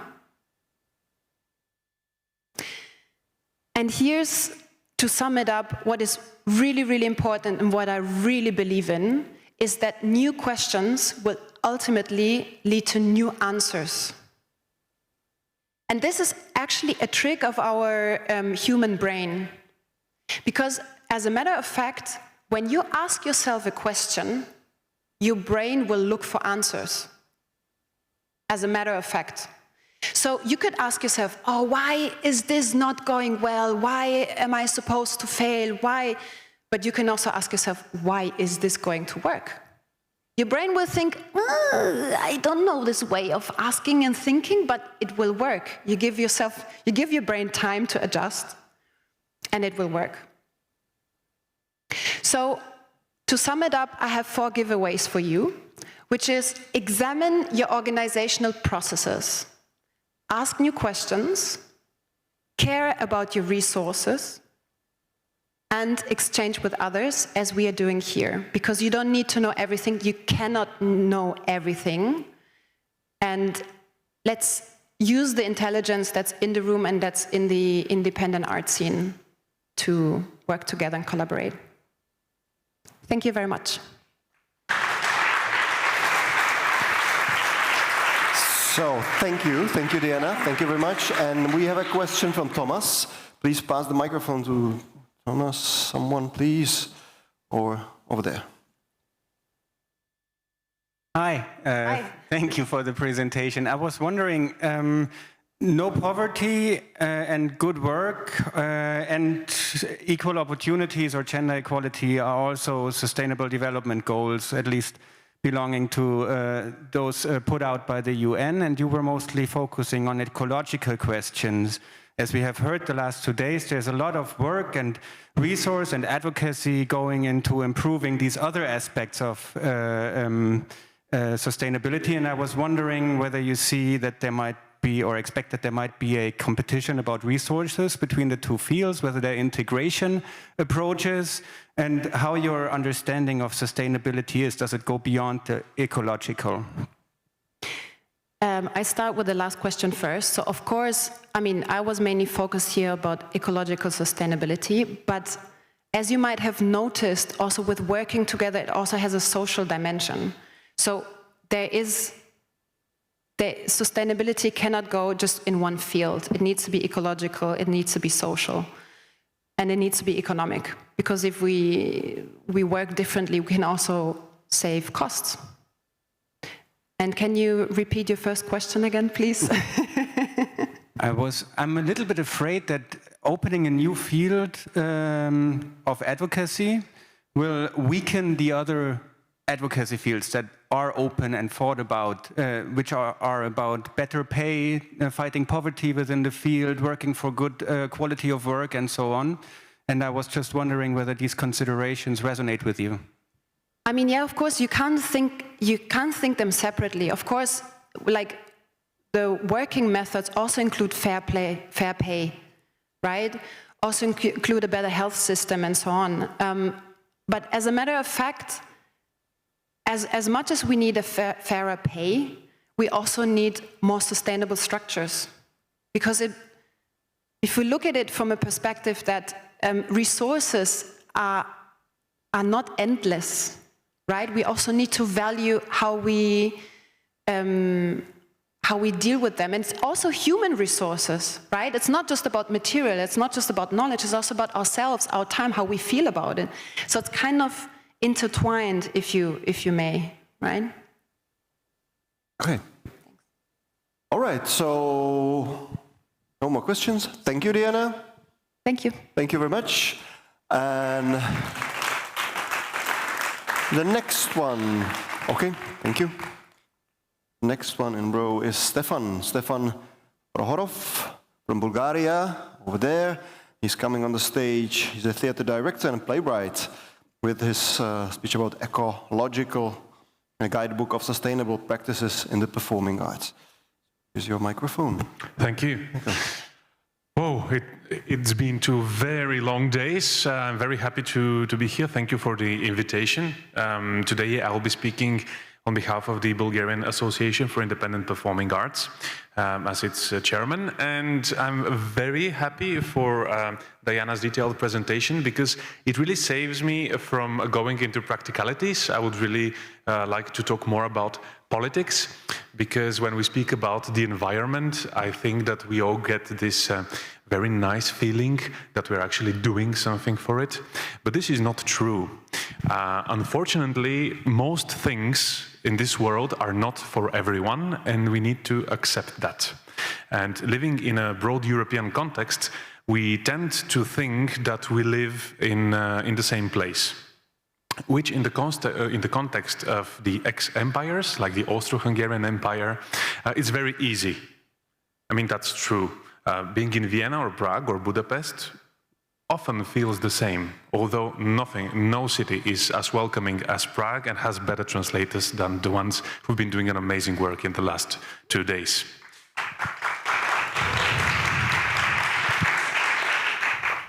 So that was the polite part. And now for the real things. I'm really happy that we all had the option to come here by train, but this is only possible for about I don't know 40% of the European population. So when we speak about green and sustainable policies in Europe, we mostly speak about those who already got it covered, more or less.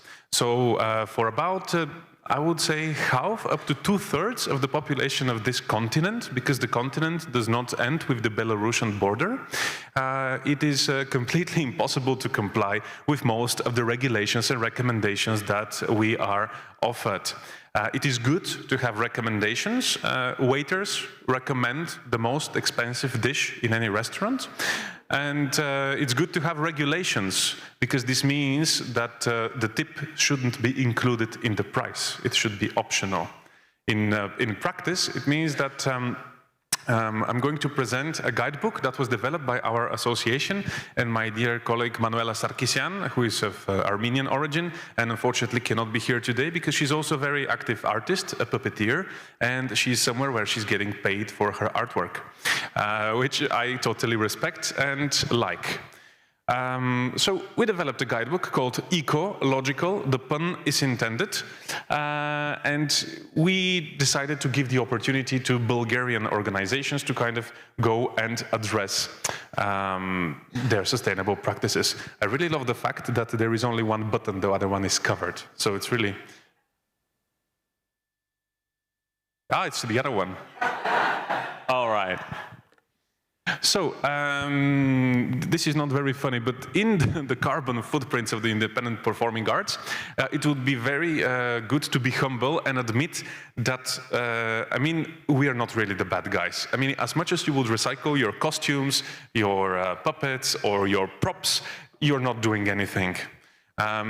This year, the European Film Award ceremony was held in Iceland, which, regardless of any Green Deal or New European Bauhaus, meant that about 3,000 people flew to Iceland for this ceremony, and it was in March, so it's not even summer, it's not even warm. It's great that we have Iceland represented as the European Association of Independent Performing Arts, but God, this is not a sustainable place. So don't you see that there is some kind of a contradiction about that? What we do here is, I think that we kind of tend to slide in the independent performing arts in two directions. The first one is guilt tripping, believing that we are much more important for the economy, cultural policy, and society than we actually are. Or the other way around, actually undermining our potential of addressing ecological sustainability, because most of us cannot address economic sustainability. We simply cannot afford that. So, what do? We had necessity and we had a methodology. Basically, we identified that in our country, and I believe that this will be more or less valid for the whole region, I'm sure that the colleagues from Romania and Serbia, our closest neighbors, would probably affirm that. We do have a lack of knowledge. I mean, let's face it, we all have the Austrian supermarkets and their bio products, but we don't know what that means most of the time.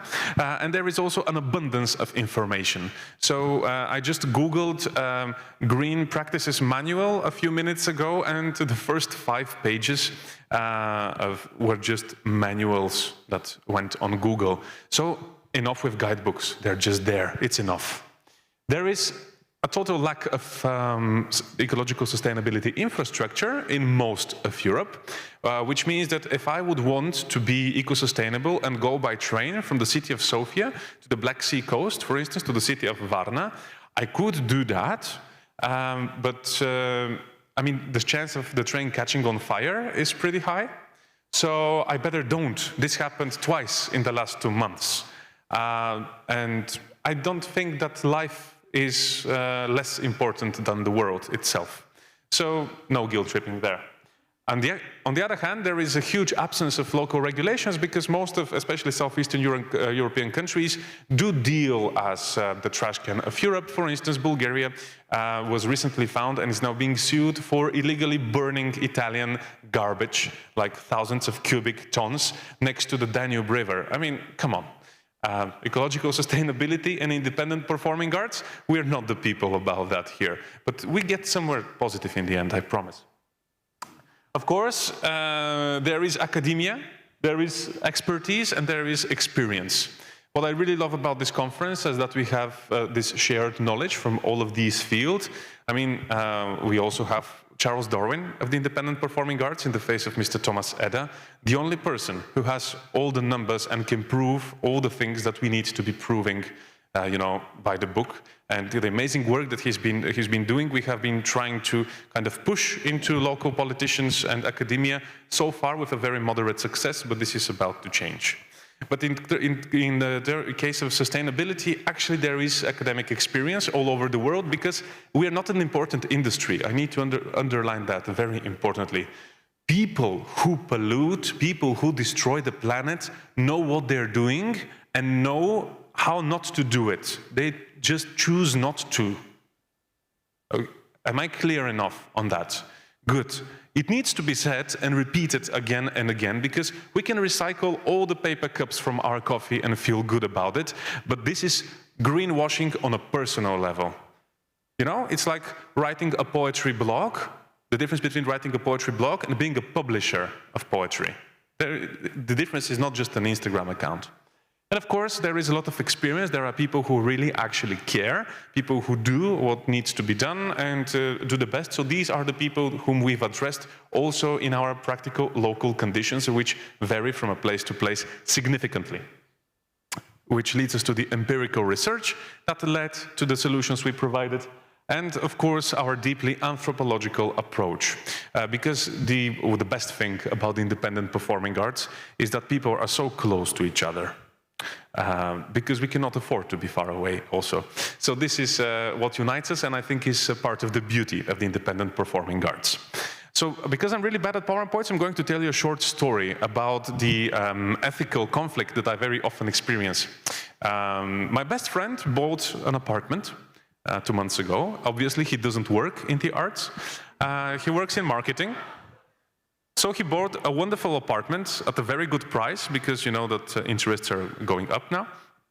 And this apartment used to belong to some notary, so it was full of old cases, you know, of transportation of dead bodies, old furniture and so on. That was really of bad quality. It was not the best notary, obviously. So he called me and he said, when you're back in Sofia, can you please help me just throw these 20 bags of paper away? And I know he doesn't recycle. He, though, is a marketing content analyst, and he publishes very successful articles on greenwashing, sports washing, and so he knows how it works, but he's also very lazy. He's my best friend, too. So I cannot really fight with him about it, but I couldn't persuade him that we can take, you know, a 15-minute walk 10 times with these bags and recycle them. So then he said, okay, don't you have some artist friends that might be interested? And then I remembered, yes, I have a lot of friends in the field of visual arts who would be thrilled to work with archives, found material, found objects, ready-made, and so on. So basically, right now, 4 of the most notable contemporary visual artists under 40 in Bulgaria are cleaning my friend's apartment for free. They're taking all the bags, and here are the dead people documents, and they're taking them away, and they're going to do an installation at some point, and also use the tables and so forth. It's upcycling at its best. And then I thought, because I was addressed to speak about this issue that I don't hold very close to my heart, I'm more into the money talk. So I thought, okay, isn't this the same bullshit that we are trying to address? So my friend is too lazy to take out his trash, so I asked for some artists to come pick it up and make an installation and then recycle it later. I don't have an answer about this, but I believe that this is what we're mostly doing. And it's not necessarily bad. I mean, we need to, you know, we work cheaply most of the time compared to everyone else. That's why we get paid less than John Malkovich. And in the laws of economy, this is true, and I don't really mind. So what was there and what wasn't? There was the need for an expert introduction to the sustainability topic in the independent performing arts field in Bulgaria. And since there is already too much capacity, we did what we did best since the 19th century. We translated and adapted the terms. Especially with the Green Deal and the European Bauhaus, for most of us here, for whom that we all speak our own languages, we have to admit that there is really not much need to invent things because they are recommended anyway, and DeepL works great. By the way, use AI on European Commission documents. I do it all the time. It's amazingly worth it. Especially when you're reporting, there is a rephrasing tool. I'll share the link with the presentation later. What was a clear need was a glossary and clear definitions of what is what. So what is sustainability, what is not? What is ecological sustainability and what isn't? And we, of course, translated and adapted them because you don't need to rediscover hot water, as we say in Bulgaria. What we needed, what is always given, are tools and good practices, as we already saw in the previous presentation. There's tons of them. Most of them are really easy to access with some, independent thinking, which is typical for our field of performing arts. But also, having some good reason also helps a lot. What we needed to do is to show that there are actually artists in Bulgaria that were doing that. So the biggest merit of my colleague was that she gathered academics, researchers, and practitioners and activists, and they collected information on more than 30 meaningful ecologically sustainable projects or projects addressing ecological sustainability in all forms of performing arts. So puppetry for children, street art, bigger performances, lesser performances. What did they do? How? Who funded them? Who supported them? Don't forget that you need money to be sustainable sometimes, because it's so often cheaper to fly than to take the train, if you can take the train. Who funds that? And the inspiration of examples. We all need inspiration, and I would dare to dream what would the best example for a sustainable independent performance be ecologically. Would it be a performance made out of nothing with nothing? Was that why we all went to drama schools? Was that why we got into art? Was that why people got into chemistry? Was that why now they just bombed the wall of the dam of Kachovka in Ukraine and we're having the biggest ecological catastrophe on our continent? We need to, it's apples and oranges. How much of this is true? Unfortunately, all of it. So what we tend to forget is that the world does not revolve around us, personally, and the independent performing arts. There are the dependent performing arts, and there is the big family of performing arts, which is rich and varied. It's unequal for now. It will get better, I hope, at least in some of our lifetimes, but it will be there. And let's not forget that there is something that the independent scene actually has that others don't, which is credibility. You know, for people to do so much for so little, they probably really want to do it. So the biggest issue that the independent scene can actually address in terms of ecological sustainability is not taking the train and recycling the props and using the same costume all over and over again. It is proclaiming and addressing these issues on all the other levels that are required, that are there. This is the actual thing that we can do, besides recycling, upcycling, taking other people's trash, taking the train, and posting about it on social media. So this is the actual responsibility, and it would be great to probably commission to some big marketing company to do a monitoring of how many of the ecologically proclaimed, self-proclaimed, this is in a good sense, companies applying sustainable practices actually promote them. Because if just you recycle, good for you, but we still burn the Italian trash, you know? And it's not the fault of any Italian present here. It's the fault of everyone else who made this possible, and most of which are not present in the room. Oh, so this is the final slide. I decided to end up very openly. Yeah, so that's it for me. Thank you. Don't forget that whatever you do doesn't matter if it's not political. Thank you.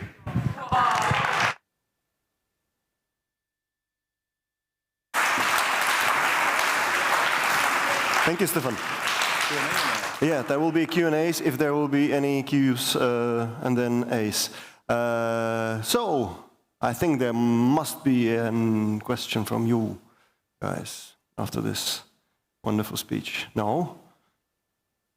Not? No one asks through Slido.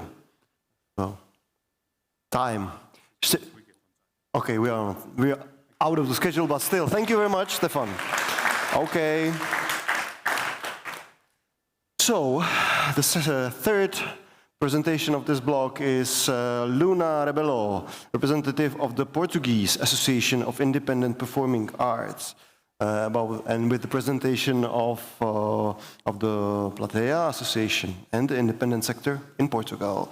So, here's the microphone. The stage is yours. Hi, everyone. Thank you very much for inviting me here. It's very good to be here and to know EIAPA a little better and to hear all of these inputs. My name is Luna. I came from Portugal. I'm a producer and a member of Plateia, the Professional Arts Professionals Association. Plateia next year is completing 20 years of existence and gathers around 100 structures and 300 independent professionals.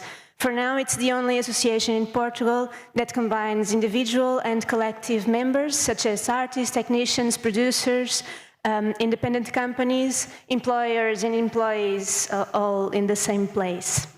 We organize meetings, debates, clarification sessions, we produce discourse about cultural policies, and we try to reach directly the government regarding matters that are relevant to the field of performing arts, such as funding, art support models, labor conditions, etc.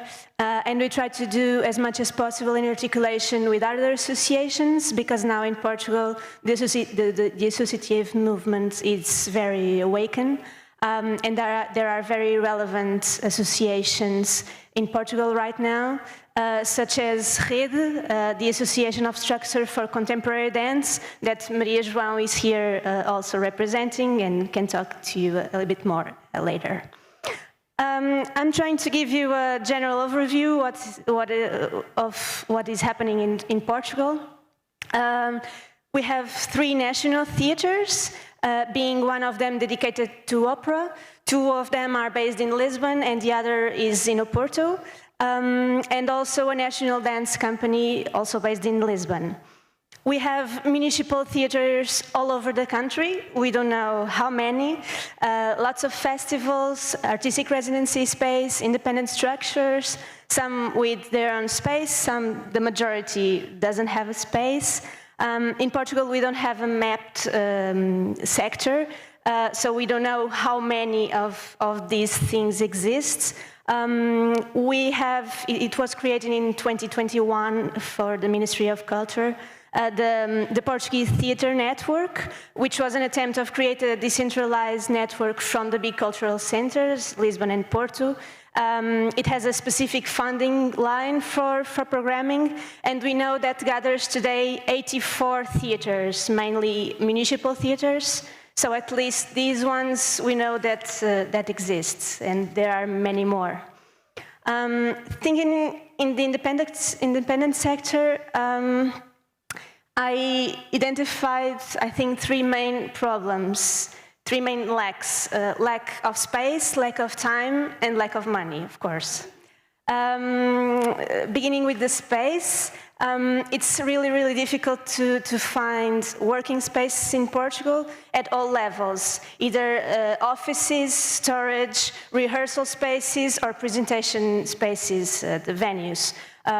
For presentation, the companies, the independent companies who have their own spaces have also their own activity. Sometimes they host another projects, usually with a cost associated. And the presentation in public theaters are always depending on programmers' choices. So for an independent and especially emergent artists, it's not always easy to find a place to present itself. Also for create and rehearse, there are very few spaces. Most of them don't have technical conditions such as light, sound, possibility to set up the scenography. They are quite expensive and they are always overbooked. So we are always trying to get ourselves into the availability of these spaces. So this drives me to the lack of time, because we don't have time to access these spaces. We have to pay for them, we have to pay for the team, for the whole process.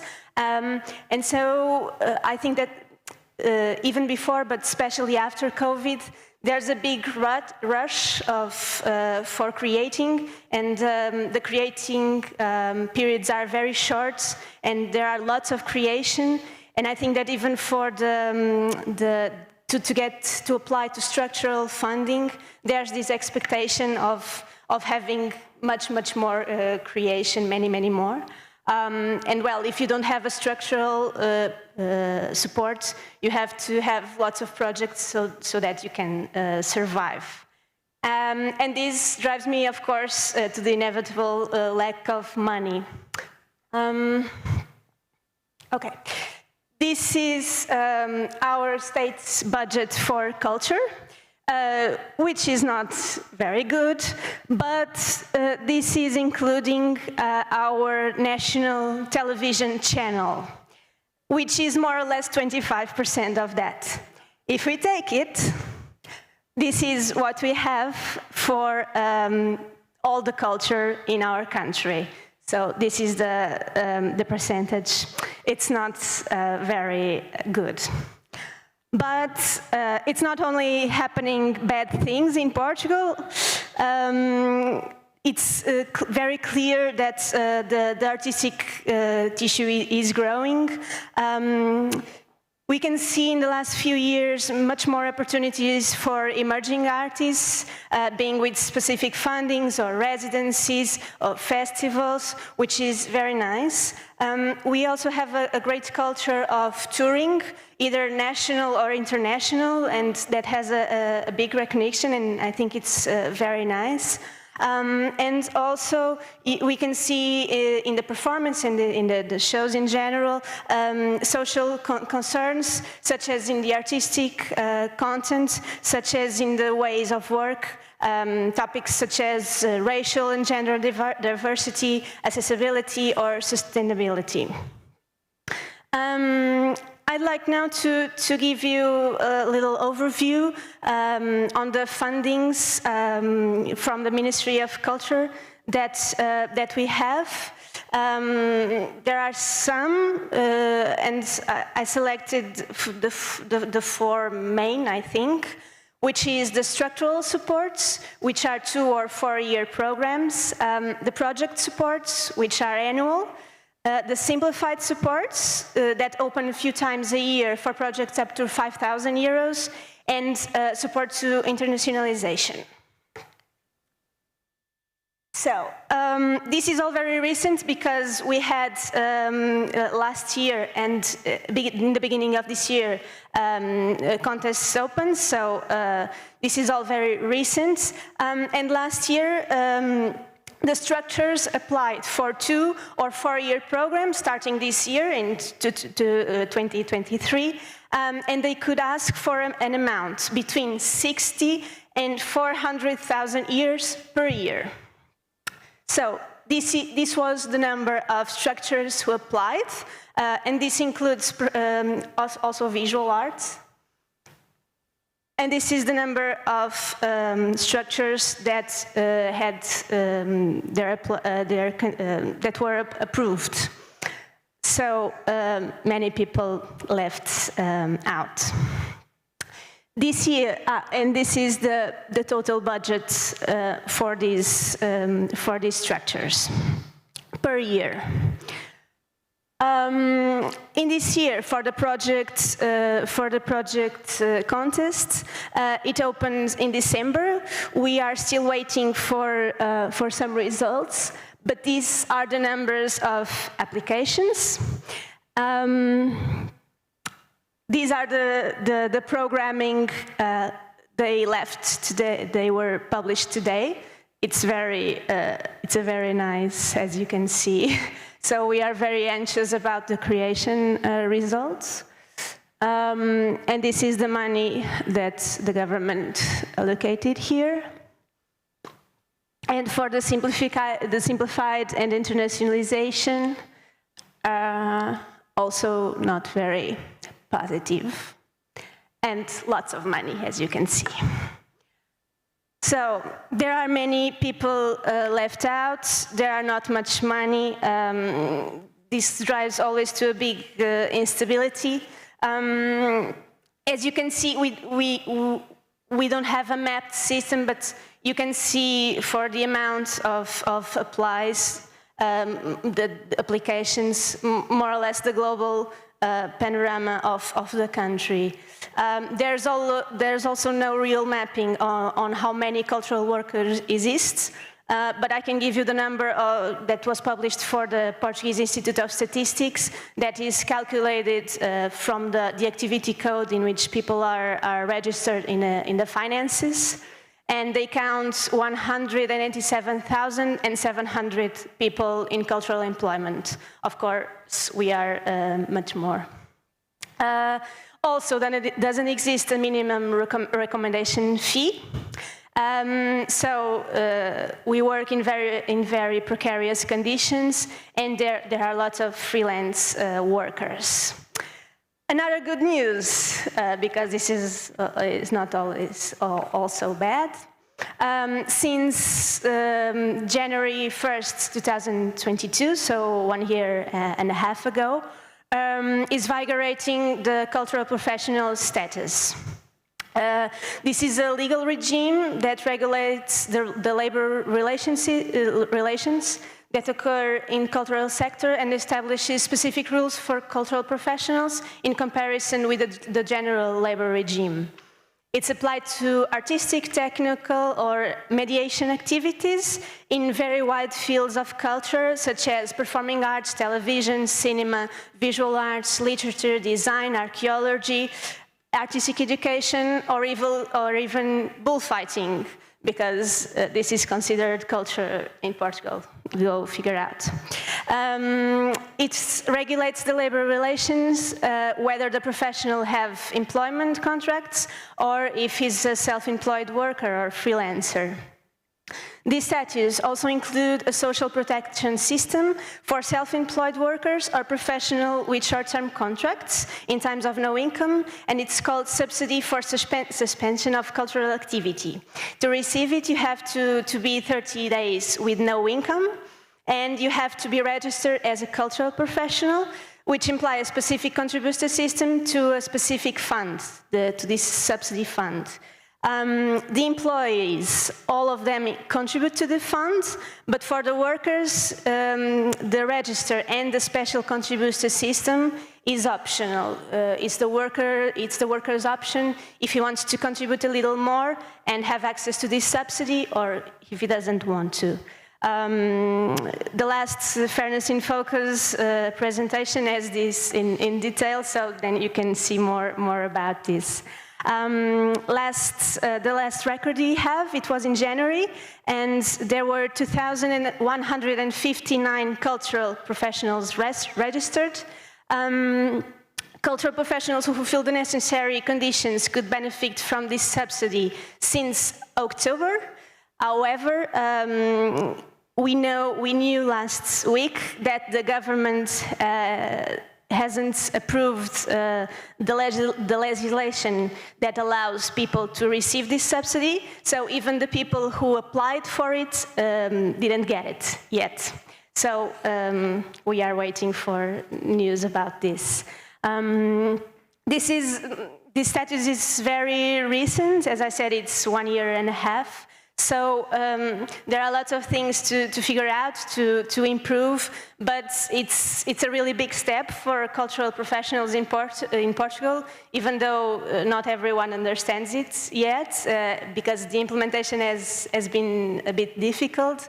But a thing that this brought was that there are much less what we call false freelancers, and it's beginning to have much more work contracts. For instance, we have until the beginning of the statutes, an actor or a technician didn't think about having a work contract. And now we see people that have 20 or 30 years of experience having their first contract. So it's a very big win to fight precarity. And I think that's it. Thank you.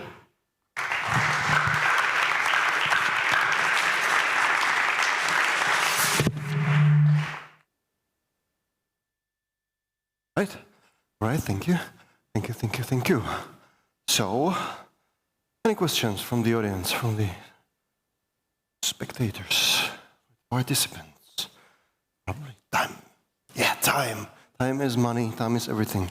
Okay, so thank you very much. Thank you, Luna.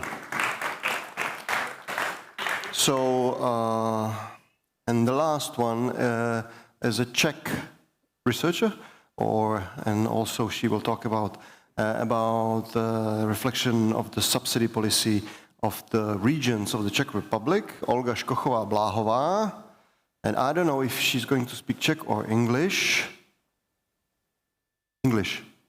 Okay, so English, no headphones necessary. So here's the microphone, and yeah, thank you. Thank you very much. We first thought with the organizers that I would speak Czech, but I think that as the presentation is in Czech, I can speak English, which will be a good combination. So, the perspective I'm trying to bring, I will also try to move the... Does it work? Yes, it does. Well, I work in a, let's say, culture policy for regions and cities. So it means that the cities or regions hires me to make some kind of collaborative process for them, which ends up with some culture policy for some and with some recommendations what to do. And on that way, actually, we as a private company had the chance to collect some data, regional data, which might be interested to share here with you.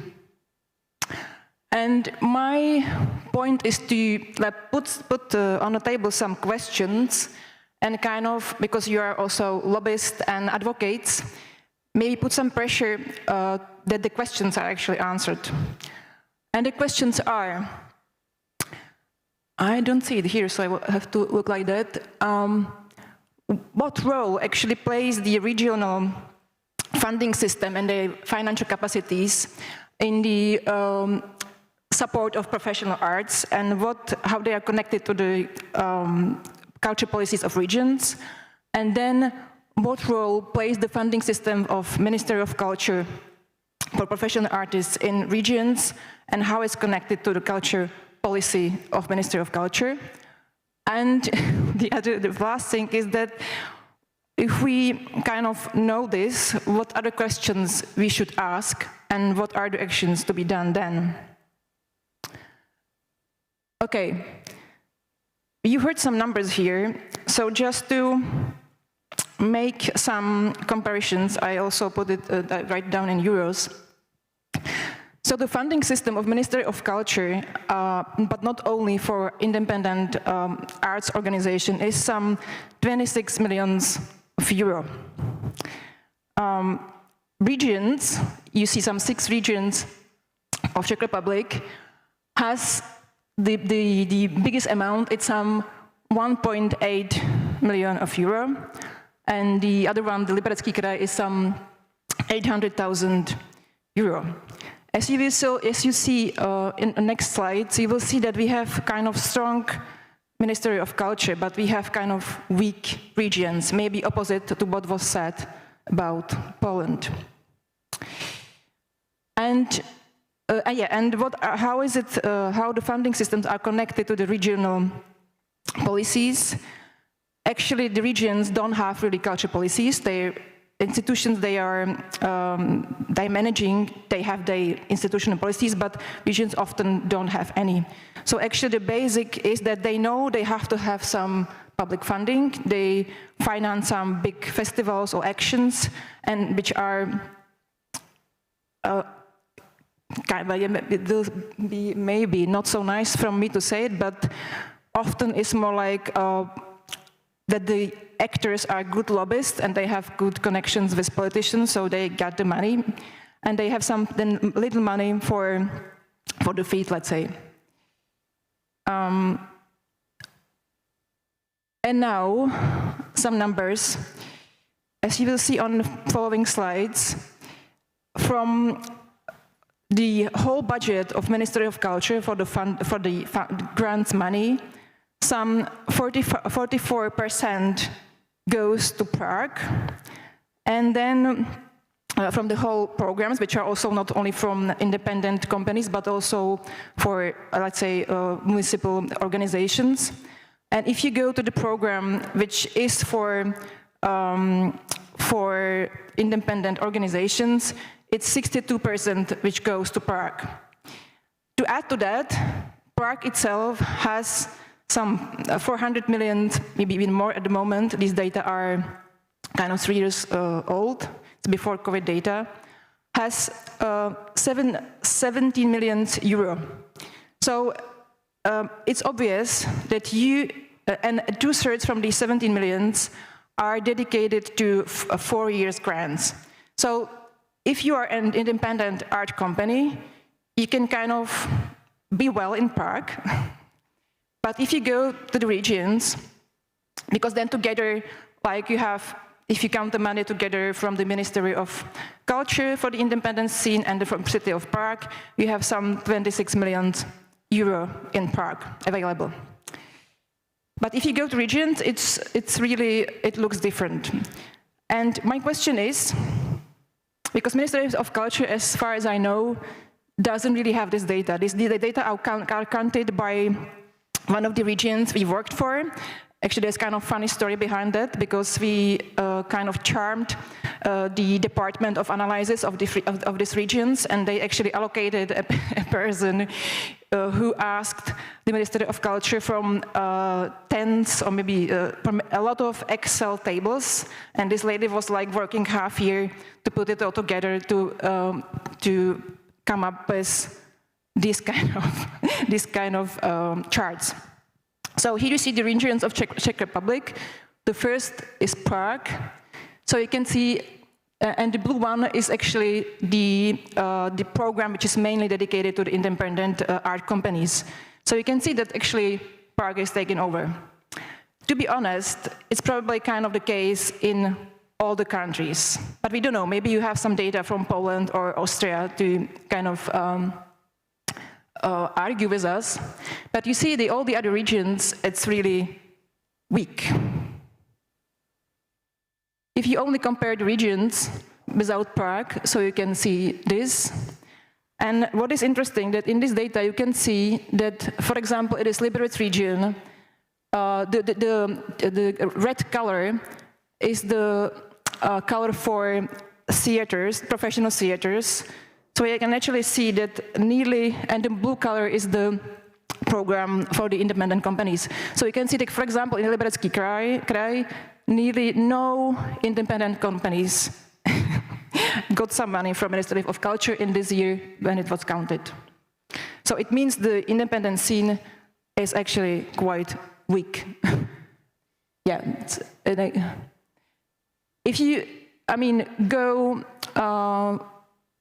this is all the funds of Ministry of Culture, and again, the deep blue is Prague. So you can see that Prague is taking, the scene in Prague is taking in many of the programs. Yeah, the total, you can see it's 48% of everything, 62% from the culture activity program, which is the one dedicated to independent scene. Then you see that actually Prague theaters have limit to apply for the program for professional theaters. So you can see that actually here it's low, but also in state fund for culture, again, Prague is taking over. And yeah, what question we should put on the table? I think, or maybe what should be done? We should actually ask for the data. We actually really need to know some comparison that the regions should do among each other. And we really should ask Ministry of Culture to actually have this data, so the art scene could see how it works. And then actually, because I don't know what is your experience from your countries, but from my experience from the regions, as an independent artist, you can really, or art company, you can very well operate in Prague, maybe then in Brno. It's getting better also. This is the second biggest city. But if you go to the smaller regional cities, which has like 100,000 inhabitants, you can, on a professional level, only work in a public-driven institution. There's kind of no chance to do it full-time independently.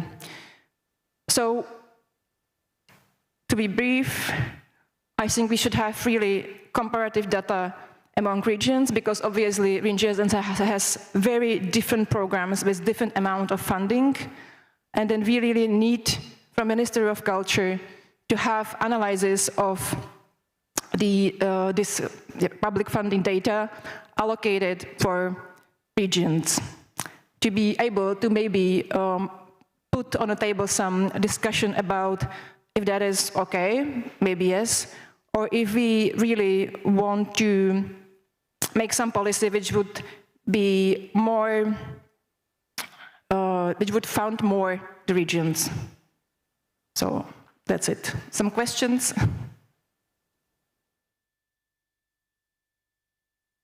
Hope it was understandable.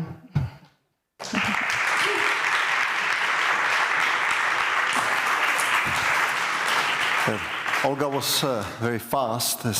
Oh, and we have a question. Ulrike, microphone's coming. Sorry, thank you, always me.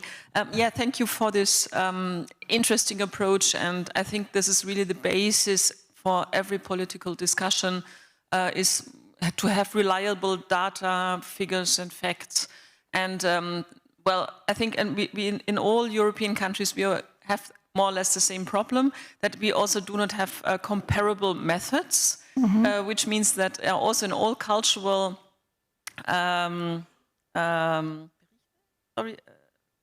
reports, the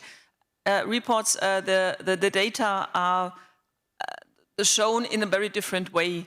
So once it is, then, oh yes, so these are the figures for the state theaters, but these are then for the projects, and the next thing is for whatever. And then you have it on the countries, then you have it on a national level, but also, so the structure does not fit together. So it's not harmonized, everything is not harmonized between the countries, the cities and the municipality, and on a national level. So, and this is also a very big challenge, so which always tends then that we are something like just swimming around and do not have very clear figures about anything. And I think this should also be addressed towards the politicians. Please harmonize all your statistics so that it's very clear and transparent in the entire country, so to say. Yeah, I think the important thing is that maybe it's a not relevant question in culture, but I think we should think about it, that you have many policies and funding programs which actually kind of have the point of view that, which means it's cohesive. Of course, this kind of funding, it's highly competitive. We don't think about cohesion, But I don't know how in other countries, but in Czech Republic we have really regions which are socioeconomically really getting low, and along European statistics, go getting down, kind of diving. We have kind of one of the biggest regional differences in Europe, between, I don't know, Prague and some really border regions.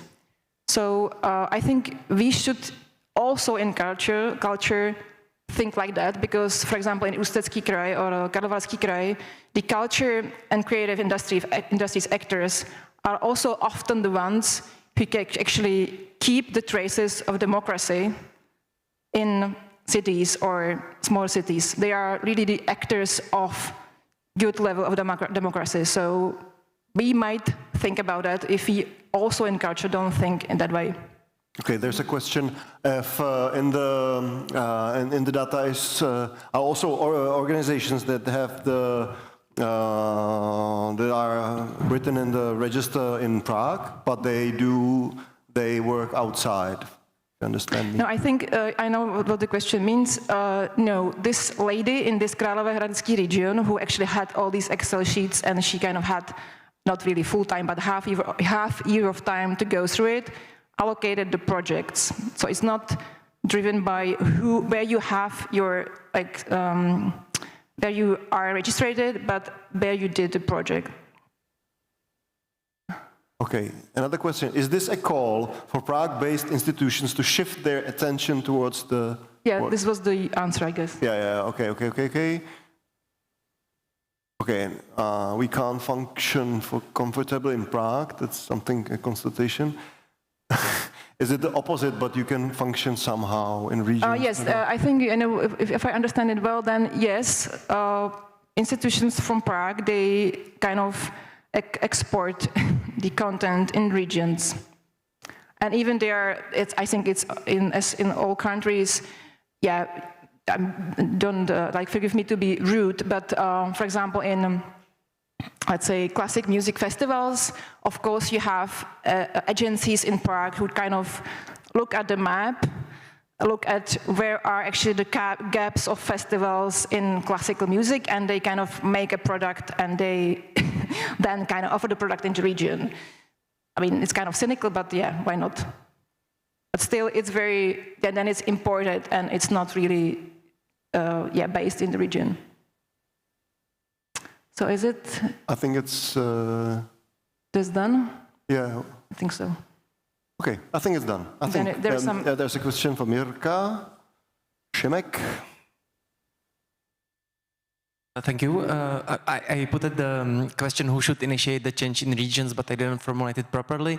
I wanted to ask who should initiate the systemic change in the regions, and that's because I have regional experience from Tábor, and the way the culture policy or the system for culture is done in Tábor is that it doesn't exist, and it's just for the people who have the connection to the cities or to the municipalities. So who should initiate the systemic change? Who should kind of say, I don't know, every region has to have some kind of thing like Prague has, because there is whole document built by Prague, how it should be done, who should get access, and so on. This is more, if you have the Mr. Minister here, maybe then it's to the debate, but as you know, another sectors have laws, for example, sport, science and education, which actually is saying that regions must have strategies, or even the law for sport is saying the city must have strategy. It's connected with the funding. There is always this if you wanna get some funding in sport, you have to have this strategy for sport in your city. But then this is kind of a question of legislation. And to be honest, we are one of the last countries in Europe who doesn't have it, this kind of law for culture. And I don't think there is even big debate in cultures among the sector to pick it up this point. But to be more ambitious, I think less ambitious, always less ambitious. It would be just good enough if the Ministry of Culture, who is now working on the digitalization of its funding systems, would come up within a year or 2 years with a good database, because Ministry of Culture has all the data. It just need to be digitalized so you can easily make the analysis. So this is the first step. When we have it, then we can look at it, we can kind of follow it in a trend, and then we can set up some discussion. And I believe that we have politicians who kind of take care about the data. Of course, the policy is made in many ways. I think the database is kind of 30%, maybe 40. Yeah, but the first thing is that to have data digitalized on the level of Ministry of Culture that we know, because this was, I said, half-year work. It's really a lot. And then we have to persuade regions, governments, to kind of make some kind of comparative analysis on the level of regions. There are only 13. I think they could kind of make some agreement to do it. Okay. We will ask the minister. But on the elementary level, it's the regional politicians should initiate the change, right? Definitely. It's a good answer. Thank you, Peter. But the regional politicians have to see these charts.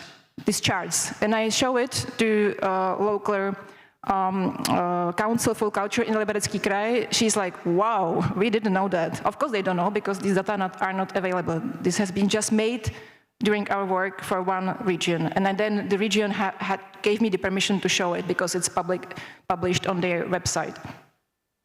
Okay. There's another question. Do you have data on projects from regions, quantity, and how much is their support percentage? I mean, the ministry data from regions, quantity of projects, regional. I mean, not always you can. You have to have some data. So you can talk about the projects in the region through the data of Ministry of Culture from funding systems, or you can go through the data of the region. So yeah, they have the data, and they see it through the funding systems, but they don't work with it too much, and at all in a comparison in between regions, for example. Okay. Thank you, Olga. Thank you very much for the presentation of the funding system and sources in the Czech Republic, in the regions of the Czech Republic, but not only regions, but also city of Prague. And now we'll have a short break, and we will prepare the stage for the panel discussion. We already have all the participants here, I think. So now we will start at 1 o'clock, so 9 minutes to go.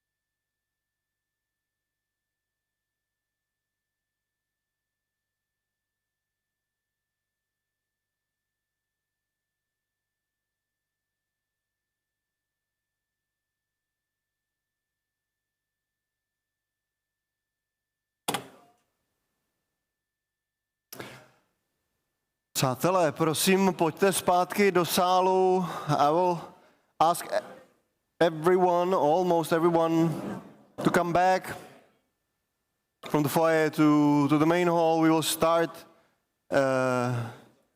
very, very shortly.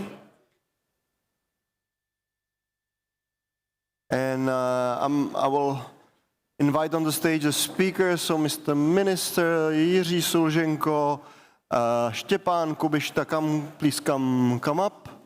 Also Ulrike and also Inga Remeta. And before we start, this panel discussion will be, I will try to do it more about your questions than my questions, or the, let's say, opening speeches of our guests. So have a seat. Positions is up to you. So please sit down. So prepare your questions. And so I will introduce once again Mr. Martin Baxa, the Minister of Culture of the Czech Republic. Then Jiří Sulženko, the Director of the Department of Culture and International Relations. And tourism, tourism of the Magistrate of the City of Prague, the City of Prague office. Then Ulrika Kunner, we already know her. She's the president of EIAPA from Austria. Then Inga Remeta, she's a vice president of EIAPA from Družstvo Asociacja. And last is Štěpán Kubišta, first deputy chairman of the Czech Association of Independent Theatres. Okay, please have a seat. And we will do it in Czech, so please take your headphones. I was asked by some of the colleagues, so please, I'm sorry, I forgot to tell you to take your headphones. I will stay here. Takže... Okay.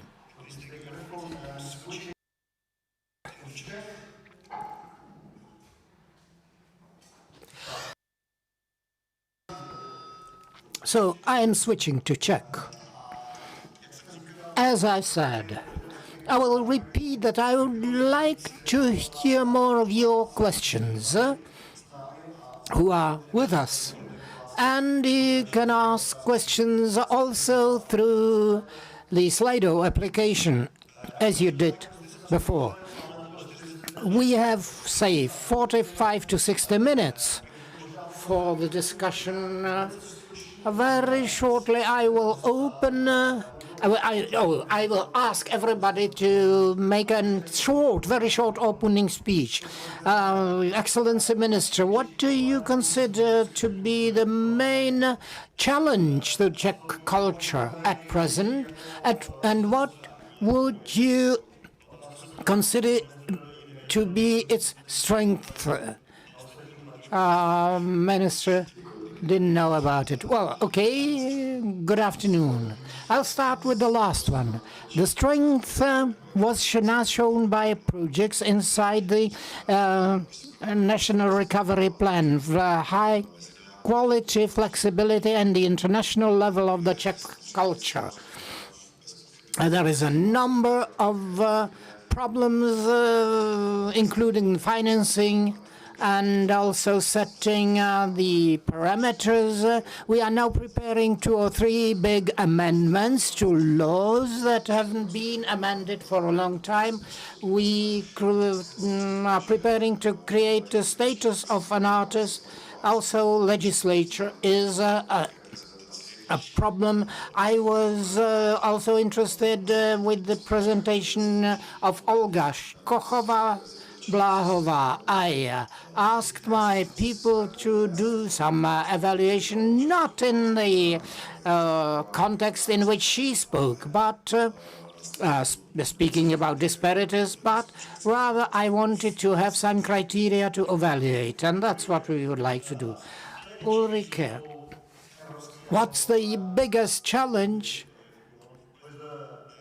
The biggest quest for the European independent theater or performing arts.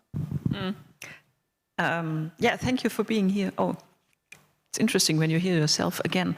Yeah, the biggest challenge is, I guess, the social security aspect. So it's again coming with money, and it's about how much do artists really earn, how secure are they in their profession, how secure are they during their career, and how the politics are really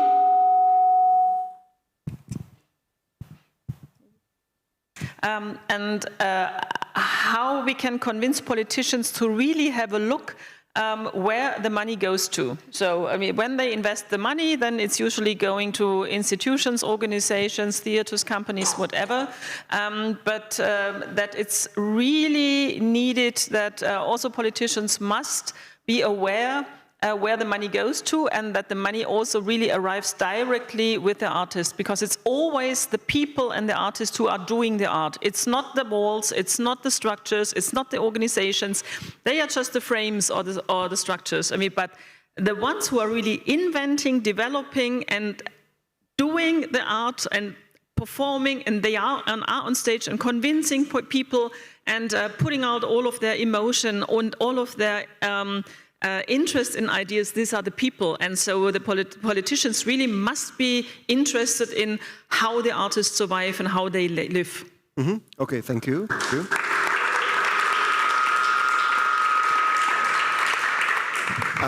And now Jiří Surženko, co je největší bolest? What's the biggest pain point in the Prague culture? You have to have it identified.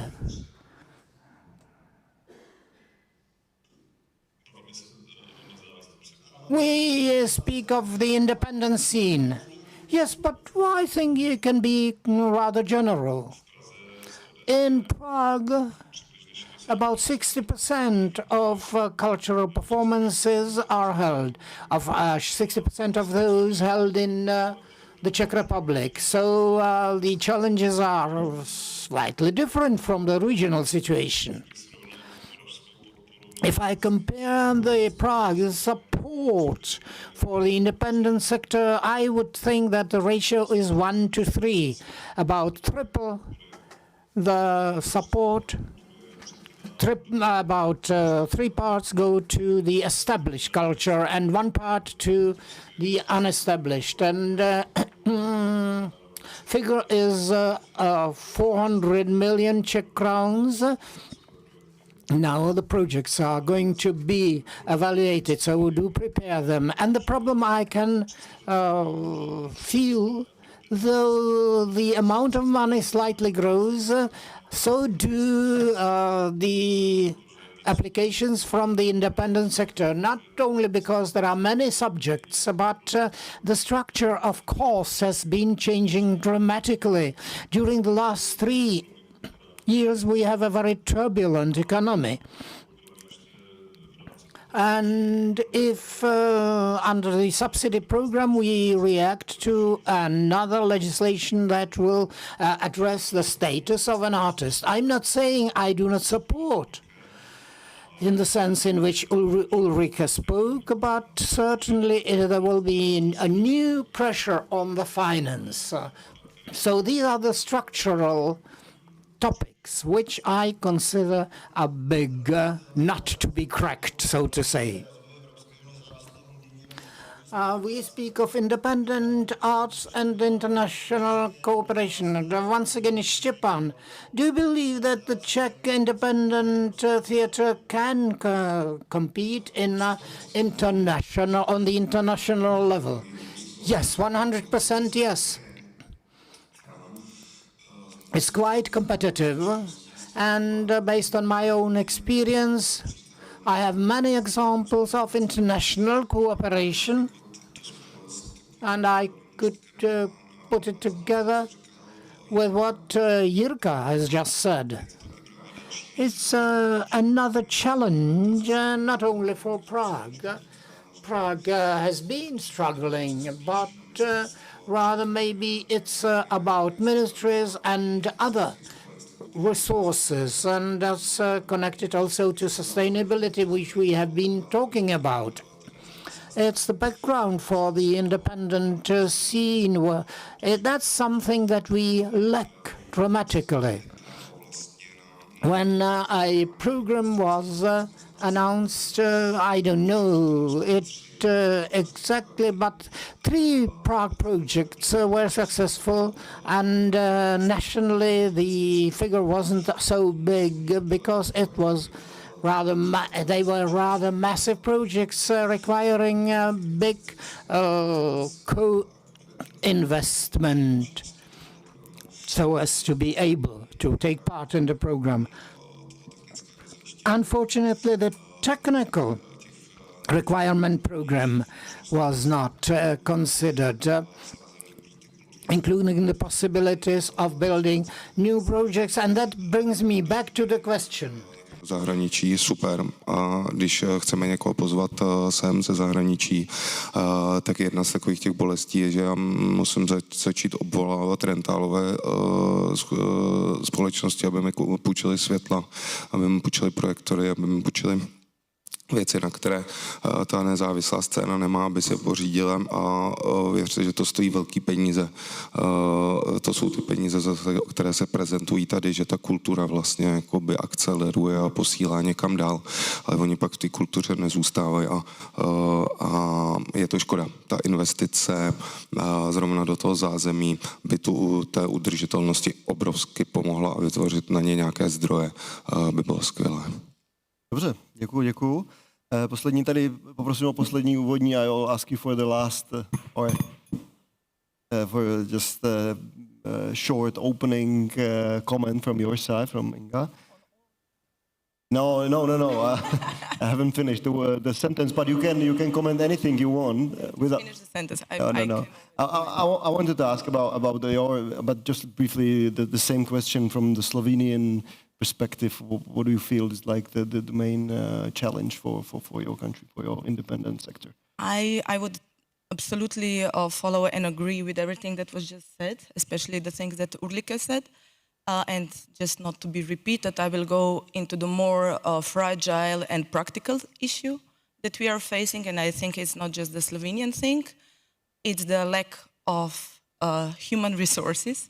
So due to the COVID and everything that was happening in last years, we are more or less left without support professionals like technicians and stuff. So I think this is something that is a crucial issue that we should think about, how to bring them back, because during the last 3 or 4 years, they left the sector. So, and it goes for independent scene and also institutional houses all over the world, I would say. This is the one thing. And the other thing is also lack of new generations who would work in independent scene. I think that, we were using the word sexy yesterday. It's not that sexy anymore because people are more and more into the secure lifestyle. It's really hard to live project base for a long life term. So it's also a big question what actually independent sector is, because there is more than obviously misunderstanding what we are, because we are employing people, we are doing our jobs as a professional, so it's not a hobby or whatever. So we need to bring people back into the sector, and we need to do some systematical changes to make it happen. So this is maybe just 2 things that I'm putting on the table. And if we talk about internationalization, I could say that as we see today, it's really very important to have opportunities like this. So thank you again for the organizers, because at least when we share and when we talk about the practices, we help each other already. So it's really important to keep it. And it also follows always and brings to the new concrete productional or cooperations and tourings and stuff like this. So let's keep on doing it. And of course, find ways how to support it, because it's not cheap to travel anymore. Okay, maybe thank you, just that for beginning. Tak pane ministře, netrvalo to ani tak dlouho a podle mě jsme u toho Minister, it hasn't taken long and we are at the artist status. How would you call it? How do you call the beginning of it? I mean, legal status of artists and this status being a part of national recovery plan. I don't think we should not avoid it, no reason for that. Let me summarize what has happened. It is that the discussion on artist legal status before COVID pandemics had not been published in a structured way by the ministry. Then it was followed by a larger discussion, and based on the National Recovery Plan, it was decided that the legal status would be incorporated, and then two more things, internationalization, I mean mobility program, plus collaboration between schools and cultural sphere. These two things were added to it. Currently, there are very successful internationalization projects and collaboration projects as well. At the same time, legislative anchoring of the artist's legal status must be quickly done. My colleagues work on it intensively. Probably, you know that in different countries, this phenomenon is very different. There are places such as Denmark or the Netherlands where there is no legal status of artists. And on the opposite side, there is Portugal with a very strong legal status of an artist. We have a limited time until it becomes a part of legislation. We already gathered some background inherent documents such as definitions of key terms, who should be addressed with it. By the end of June, there will be a large meeting held by the Ministry of Culture. Those who have prepared these underlying documents based on the National Recovery Plan would meet, and there will be discussion following that. That will certainly not be an easy one. Those who've been considering the legal status of artists, their opinions are different. Very often they go against each other, so they should meet somewhere. My role is to prepare the draft of legislation that would then be sent to the parliament. And in Germany or Austria, the topic has been discussed for decades. There is a legislation that reacts more or less to the situation in practice. In our country, we have started only recently, and we cannot come up to Portuguese model, for instance, directly. When there was a demonstration in front of the Ministry of Culture, do not take this as some excuse or alibi against those who took part in demonstration, but as a description of process that will bring more results by the end of June. Okay, thank you very much. And I will raise the question now to Jirka, who is high official at the municipality. He's also an expert in culture policy. And Olga spoke in her presentation, or there was a question, do you think that support of culture should be implemented in regions under the control and management of the Ministry of Culture? Do you think that by centralized way support should be managed and allocated at regions? You are a representative of one region. No, it shouldn't go this way. No. It's clear, your position, indeed. If you ask me for a longer answer, let me get back to another major topic. It's act on public institutions that does not generate for Prague municipality any chance to interconnect funding of the established institutions with newly created ones. I think that through this legislation, the state administration could define a certain narrow circle of institutions disseminated over regions such as centers of excellence, hubs of excellencies as they exist in France, with the main one in Paris. So I think this could be a role of the state, not only in defining legislation, but also in determining responsibility of individual institutions for that more courageously than it is actually done. On the other hand, Prague is so highly specific that any regulation, in our understanding, would be rather dropping down to the average than a sort of progress. Let me compare it with tourism. There's a draft legislation on tourism introducing something the capital of Prague has introduced already. I mean, distributing financial means, allocating the means, managing the means. So in this particular point, I don't think any further regulation would bring some advantages. Okay, I understand, but not speaking about Prague only. Why should government or the state support structurally underdeveloped regions in terms of education and culture if there are supports towards industry? Let's try not to look at it from a Prague chair, but from the whole nation perspective. If so, I think the support should be really much more courageous, not dealing with mentally obsolete institutions, for instance, theaters, in the way we have them today. That's the way, that's the form we have known since the 19th century, while there should be institutions corresponding to current needs and adapted to current situation. Minister, just shortly, it's an international debate, and not to burden it with just national topics. I do not lack courage. Jiří has known me since quite a long time. You always have to overcome obstacles. But if I take presentation by Mrs. Škochová, and if I take what Jiří said, support of culture in regions, this is a knife that will cut into the existing tissue.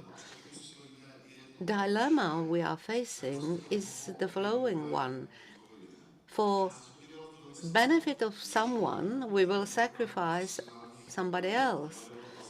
And we've been doing that, in fact. The problem of symphonic orchestras. Prague has been excluded of this process because of the fact that it's Prague municipality that pays the state opera, state orchestra, philharmonic orchestra. We created the obstacle. Somebody asked, what's the answer of the state to culture policy in the regions? Yes, we should be implemented. We can write whatever in the subsidy program. One colleague of mine, I issue an instruction saying that budgetary organizations cannot apply for the program. It's easy to write it down, but then there are consequences. There is Association of Independent Theatres against Association of Established Institutional Theatres. And are we ready to such a conflict? Perhaps we are not, perhaps it's worthy, but perhaps it's not worthy. But it's a topic that deserves definitely more time than 20 remaining minutes. And another thing, when we have data at the Ministry of Culture, why do we not work with it? We have the data, indeed, there's an enormous amount of data, but similar to other state bodies, there is a certain decision-making process depending on the data. Data having consequences on specific stakeholders. If the data tells us that there is a low support to culture in Liberec region, we can say, okay, there will be more money sent to Liberec based on the data. Is it fair? It's another dilemma. What does it mean, working with the data? Because there is always somebody who interprets the data, and there is always somebody who is affected by it. Allow me to react. What the minister said is completely right. We haven't seen such a data yet. The data has been treated preliminarily in one region only. It's just an opening of a discussion. It's not a knife cutting through. I do not have a solution. Council England has 50% of funding goes to independent sector, 50 remaining percent goes to the republic as such, to the country as such. So creating a certain limit, no. It's necessary to examine the data and to discuss what is meaningful. But indeed, having the data is the very basis. Allocation is the second thing. The thing that big cities take a lot of it, yes, for sure. But the question whether there are not any cross points. I'm open to further questions, or we can possibly also raise some questions from Slido. What about emotional blackmailing? Is it emotional blackmailing? I'm sorry. If anyone felt it was emotional blackmailing, no, it was not meant in this way. These were totally pragmatic considerations my ministry will follow. A simple measure, you can imagine, when Jiří Cořenko speaks, multi-genre theaters are an institution of the 19th century. It's a legitimate opinion. My ministry, if he takes over such an opinion, will reduce the support to such institutions by 1/3. But then it's not only the question of the minister's courage. It's necessary to stand the discussion that will break out. I'm not sure whether the primary task of the ministry is to distribute the money, although it may happen in some situations. Let me just finish it. I don't want to sound as saying the ministry is not courageous enough. Let's just have a look if such an organization was ended during the last 30 years. I just want to recommend that we really should not open something like a competition. So there is no competition between the independent sector or the established sector or whatever. It's the entire cultural sector where we have to fight for. So it's a little bit the duty of the politicians to get more money from the financial minister. So that's the first step. Because I think you also have to debate every single year for the budget. So when there's also no progress, no inflation rate, success, and so on. So this is also, I think what every single country in Europe is constantly fighting with. That every single year you have again to fight for the budget, for the culture, and then you have to see how to divide it or where to put the money to. So this is one thing, and yes, the politicians or the cultural politicians are in charge of getting as much as out of the financial minister as possible. That's perfectly true. And yes, there should be no competition, because in the end, when we are looking really down towards, again, the single artists, then we also see that there is not really a distinction between independent and state theaters or wherever, because every single artist is contracted for projects or maybe on a year-long contract with a festival or with a theater, and maybe the next year it's different and productions are changes and whatever. But again, what we highly recommend is really to think about how the artist could survive in the systems, and who has a duty to see that the social security systems are working for the artists, that there is a fair remuneration, that there are fair contracts. And this you can also influence by this funding criteria, for example, for the theaters and for the institutions and organizations. For example, now in Austria, the state theaters now got the rule directly from the ministry and say you have to fair pay. You have to apply fair pay in all of your contracts. So it's not possible now that dancers will just get, if they are just contracted for one single production, for example, at the State Opera, that they will get, what is the case right now, 75 euros for an entire day of rehearsals, gross. So, so now they have to apply fair pay, and fair pay is a minimum of 240 euros right now. And we will see how this is going through. But this is something politics should do. And on the other hand, you are also on the legislative aspect, which means you can also influence the social security system. So. Before I pass the word to you, pane ministře, thank you.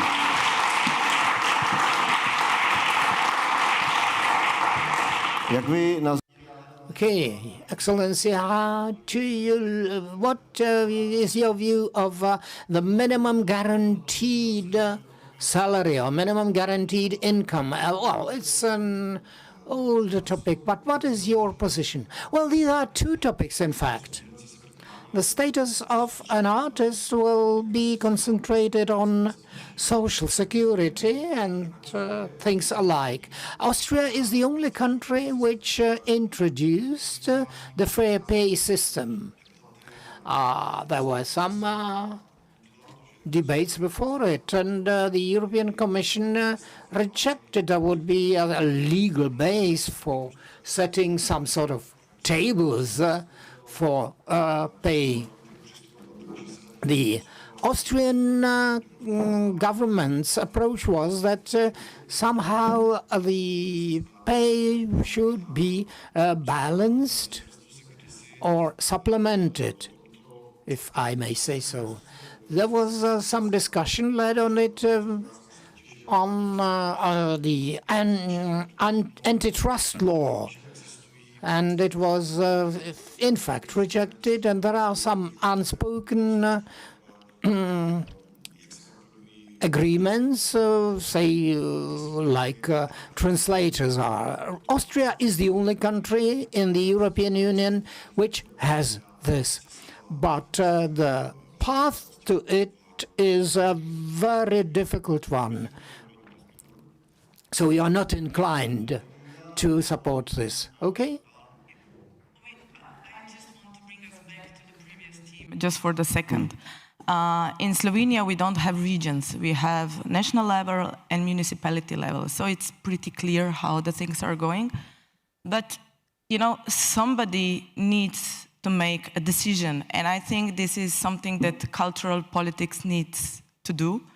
And this is the reason why we have these national cultural programs. And for example, now in Slovenia, we are writing one for the next 7 years.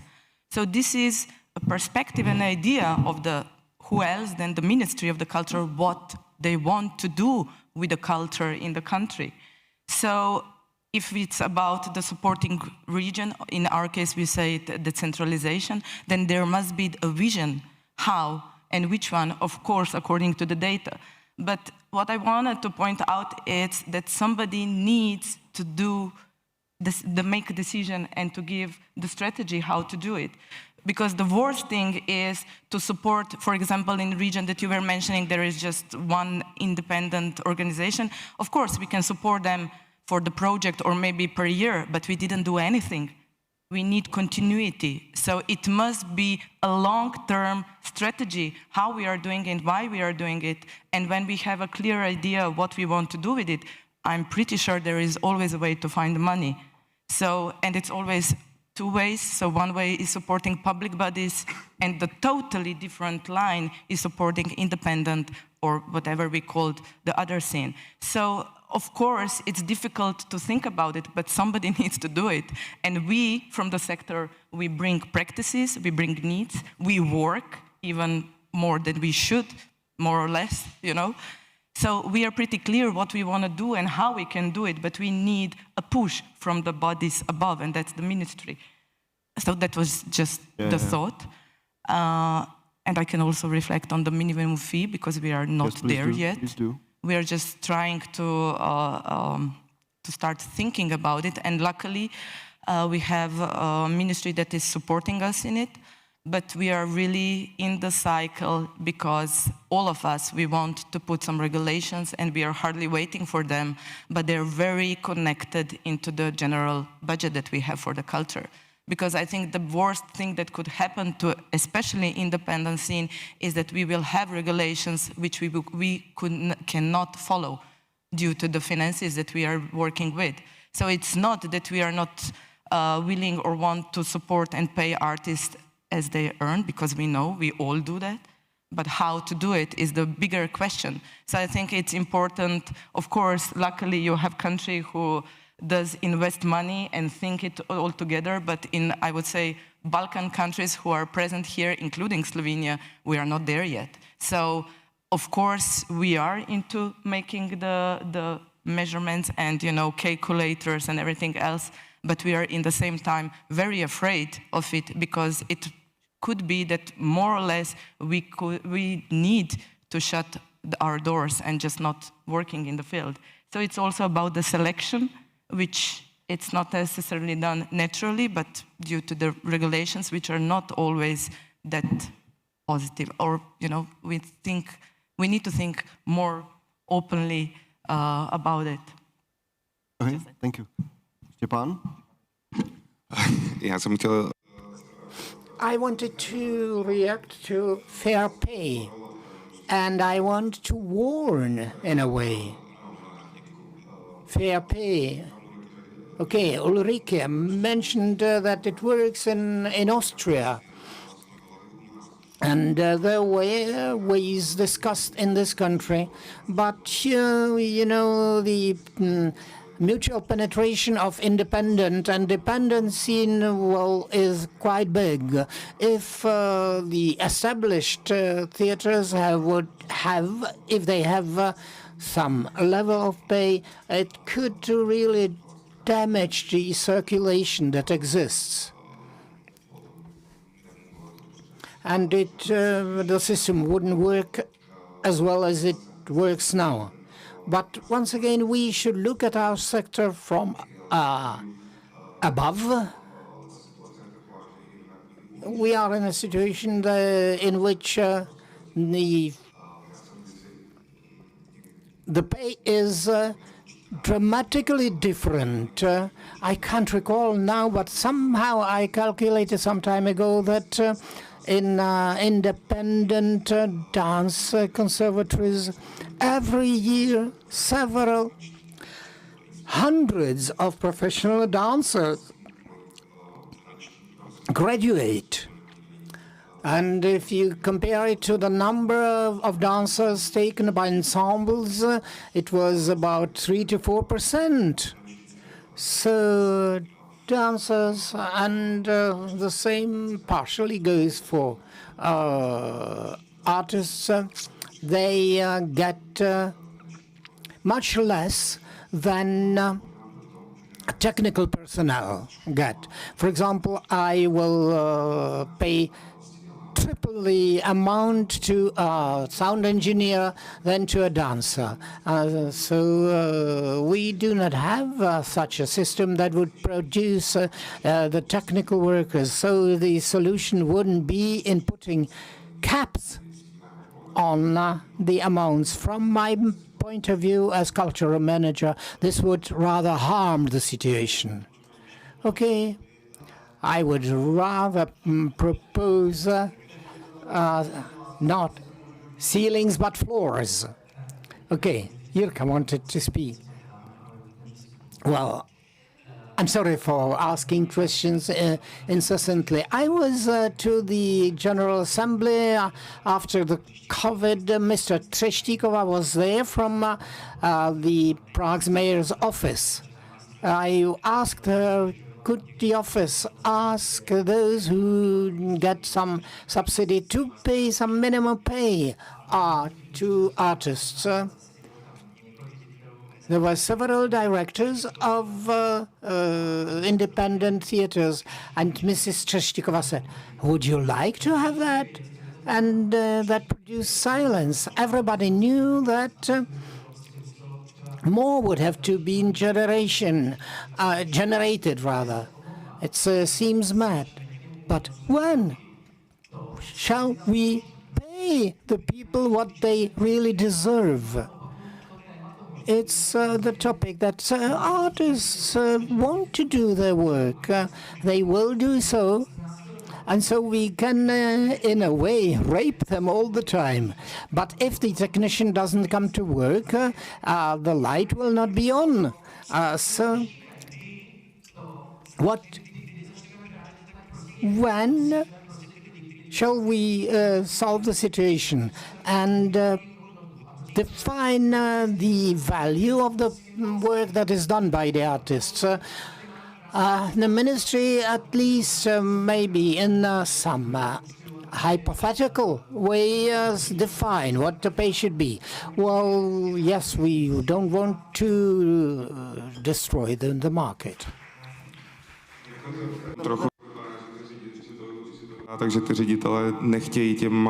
It may seem that directors do not want to pay actors or dancers, but this is not true, so I hope you haven't meant it in this way. Please use the microphone, not only because of stream, but also because of interpreting. There must be somebody who takes the decision how much artists will receive. I do not want to say that this is intentionally bad, that there is a bad intention, but there must be somebody who takes the decision on the fees. Yes, there are those who... it's a game of several balls, and those who decide about the fees are just one of the balls. Lenka or Ulrike? Yeah, it's a quite interesting discussion, and I witnessed that I feel moved back into 2017, because then we were really on the same, sorry, Ami, so it's not meant rude, Ami, but well, we had the similar discussion during this time. And but I can maybe inform you about two tricks, what we mentioned. So the first thing is, I mean, that the fair pay thing is going, is a recommendation, so it's not a law. So it's going as a recommendation, but if everybody follows the recommendation, then it's there. So then it becomes reality. And the second thing is so three things. I mean, the second thing is fair pay is applicable with funded, officially or publicly funded projects. So which means, I mean, that also, well, we were also shown the success rates, I mean, from all of the applications. So, and usually it's between 10 and 30%. I mean, so this is, I guess, I mean, something like the average in European countries. So when a company or an artist applies for a project fund, then usually 10 to 30% will get the funding.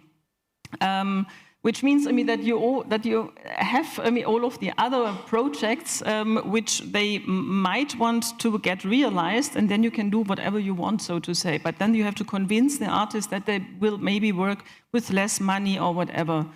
And the third thing is that we have, in Austria, where we have invented a calculator, which is very clear and which really works as a translation tool, so to say, I mean, between the company, between the ones who are applying for a project, because suddenly everything is very clear, who will get the money for what and for how long and so on, and it is calculated again on every single person. And the jury, or the ones who are deciding about the funding, also see then this very clear calculation, and they say, okay, we will follow this calculation, because it's quite obvious that, for example, I mean, the project period or the rehearsal period will last 4 or 5 weeks, and there's 6 or 8 days rehearsal a week, and we have 5 performances, and there are very clear numbers for every single day and for every performance fee and so on. And in the end, then a very clear and transparent number appears. And the politicians then say, okay, or the funders, the funding body, I mean, then say, okay, this is quite obvious. This is a very clear calculation. It is convincing us. And so we give money for this project. On the other hand, yes, that is true. So our demand from the very beginning on was, when we invent this minimum honorarium fee, then the funding must raise, and the number of the funded projects must remain the same. So it's a percentage or it's a number, doesn't matter, I mean, but it cannot be that less projects will be funded. But it's just, I mean, the number of the projects who are funded, I mean, will remain the same, but they are financed better. And this, for example, caused now that, again, the minister, me, went then to the financial minister and said, you see, it's very clear, it's very obvious, we need more money. Financial minister says, yes, we need more money, and there's more money.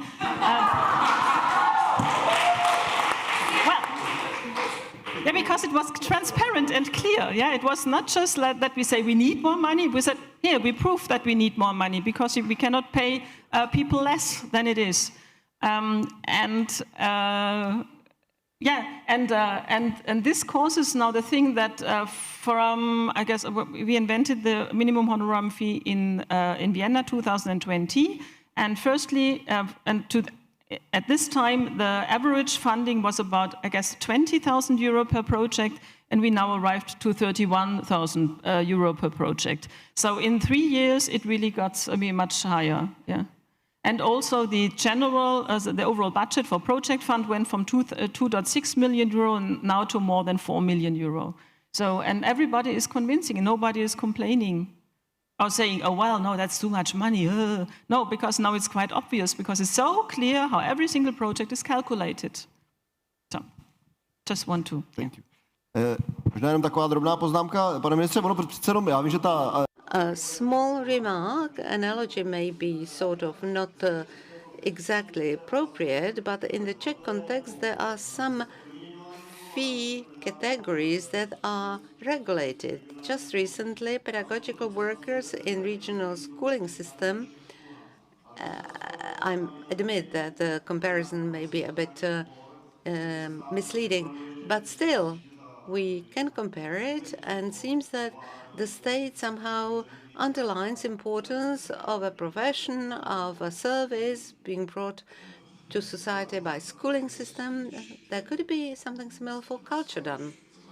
Yes, indeed, there are analogies. When we drafted Act on Culture Institutions, this is a legal act in the sense of civic code, and the text there says that also workers of a culture institutions will get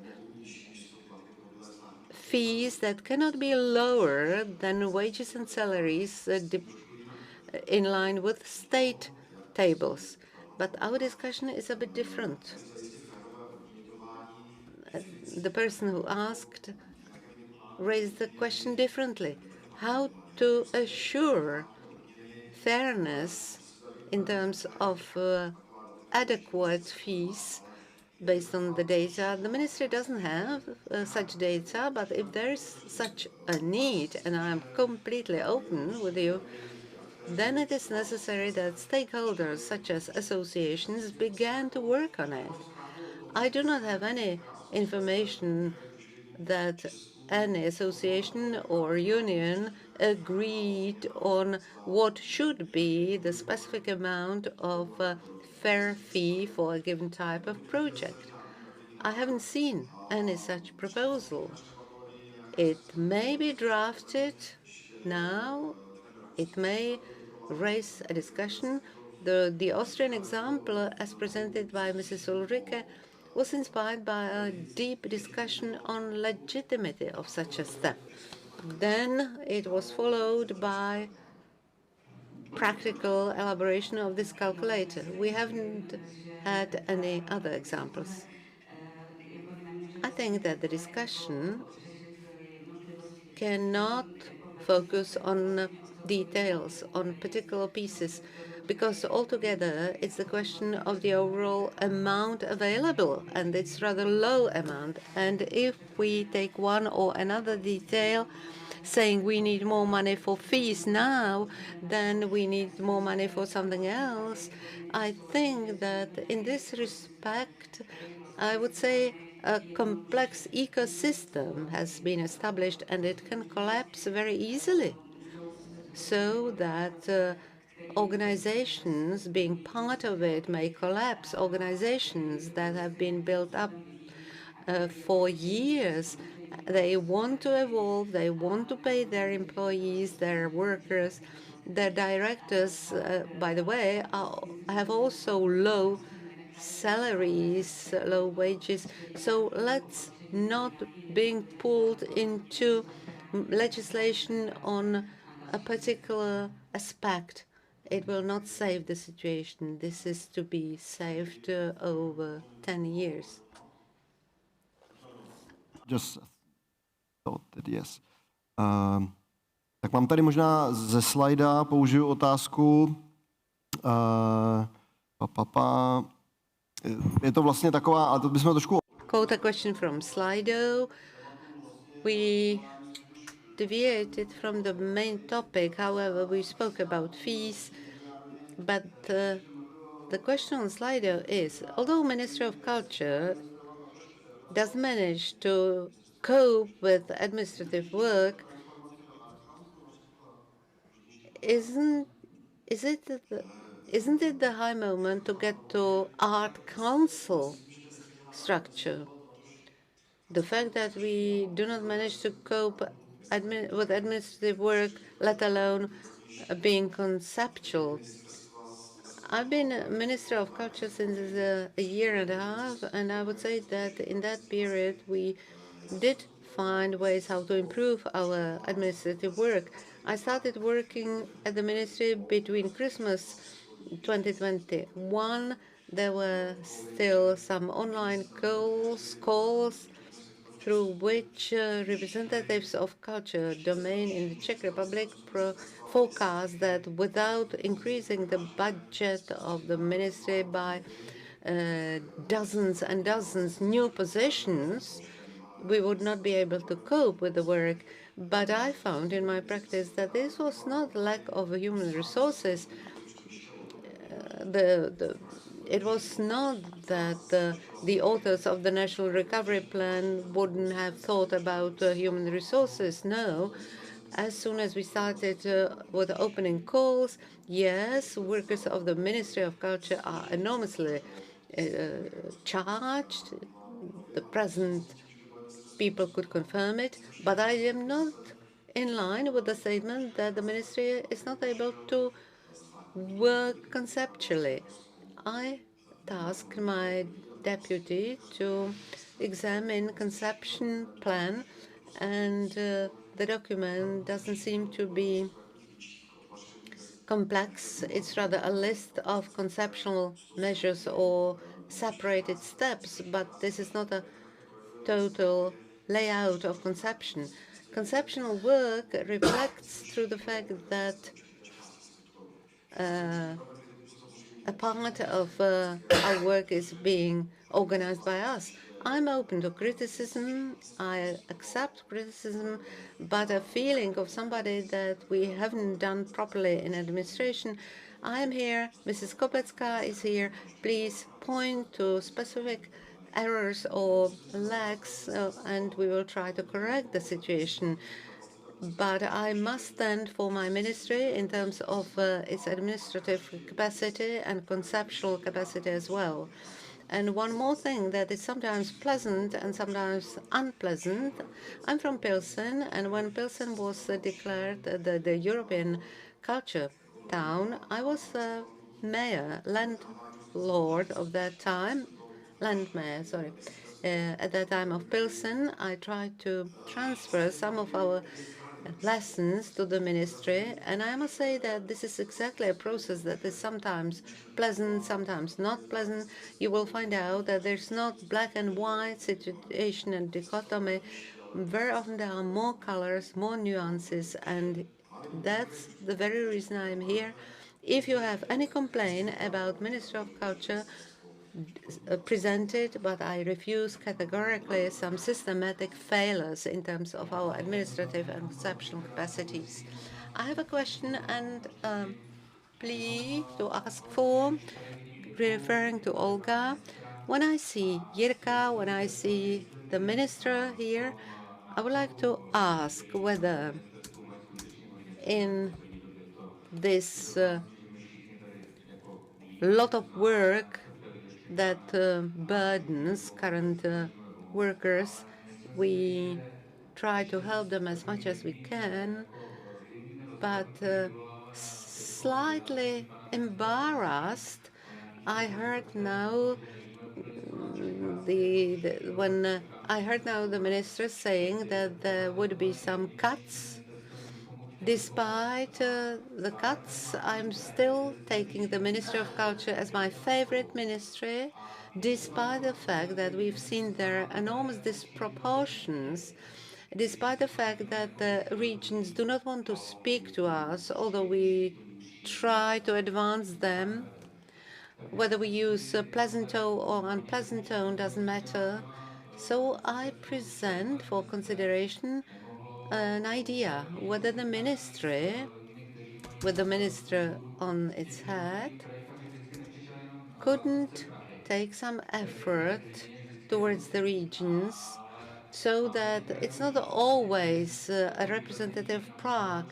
There are more regions in the Czech Republic, and perhaps it will be needed that the next year reality or the plan as designed by the ministry, the reality will probably not be better than the plan, perhaps it will be even worse, but then there are representatives of other regions presenting it to us and helping us to survive other years. We are very flexible, but we need to know a bit a while ahead what is ahead of us. First of all, I will have to excuse myself. I hate leaving such debates like that, but at 2 I was already supposed to be part of a parliament discussion about obstructions. But let me answer first. Because of the fact that for years I've been serving in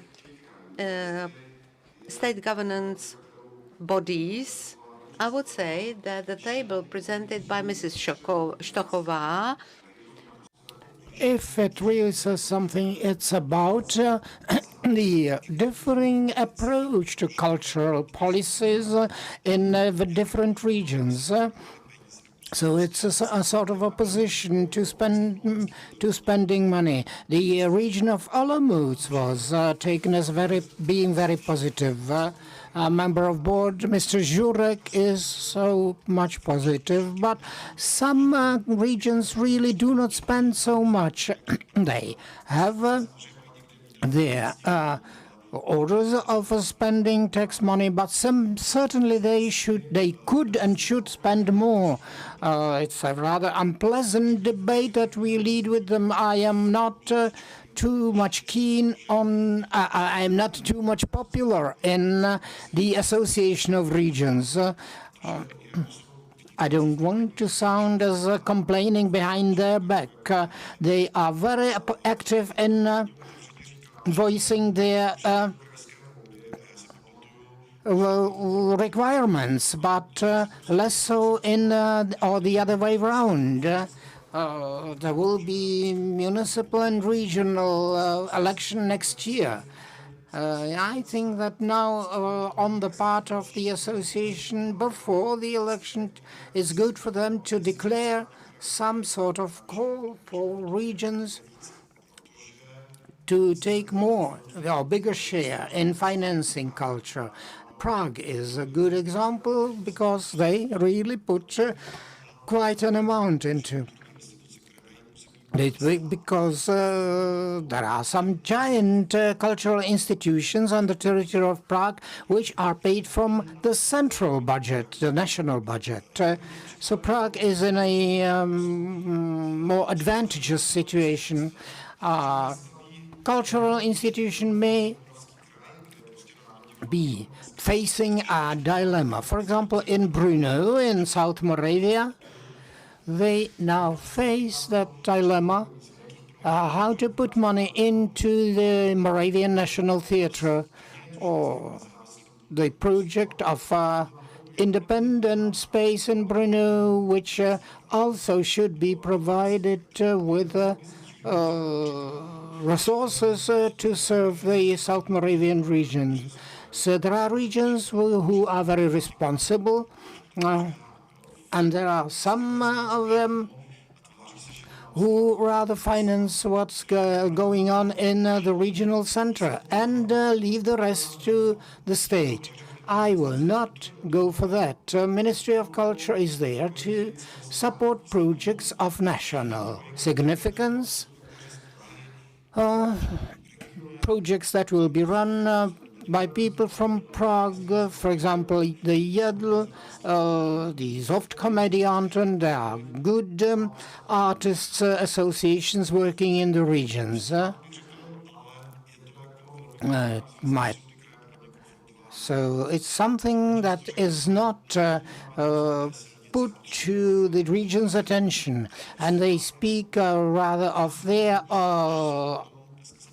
obligation to repair roads or to look after pensioners, the seniors. The situation is really bad for the regions, and it will be worse next year. So we shouldn't prepare. We are the only ones who are in a grave situation as the independent sector is. Thank you for your question. I said that we will keep to our timetable. We are now nearing the end. Jirka Solzhenko I wanted to spare you the necessity to face the question. Well, my answer to the question is that most subsidies go into multi-year projects. About 80 of those, about 20 of them are theatrical projects. I believe that these are those that make sense. So the support goes mostly on the multi-year basis.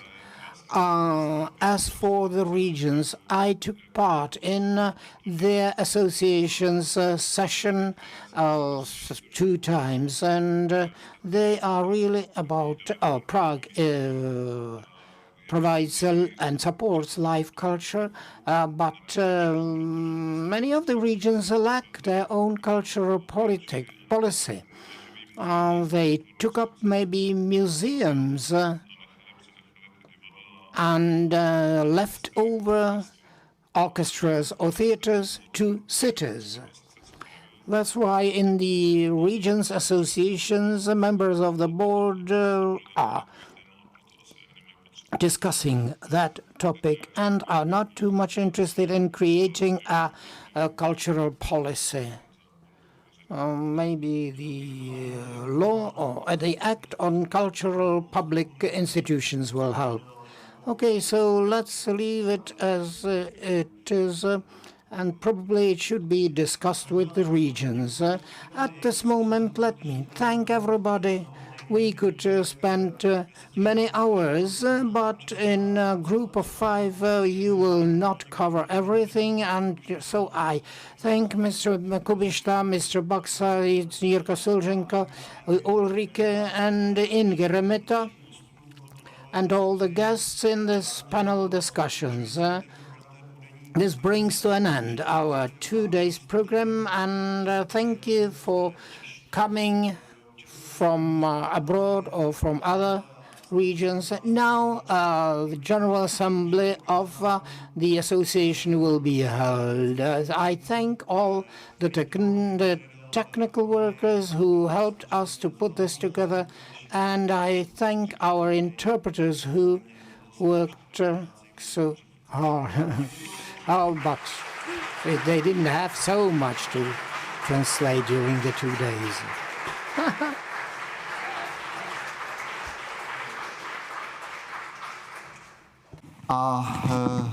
Nějaké drobné občerstvení. There will be a small refreshment, and then we continue with the General Assembly.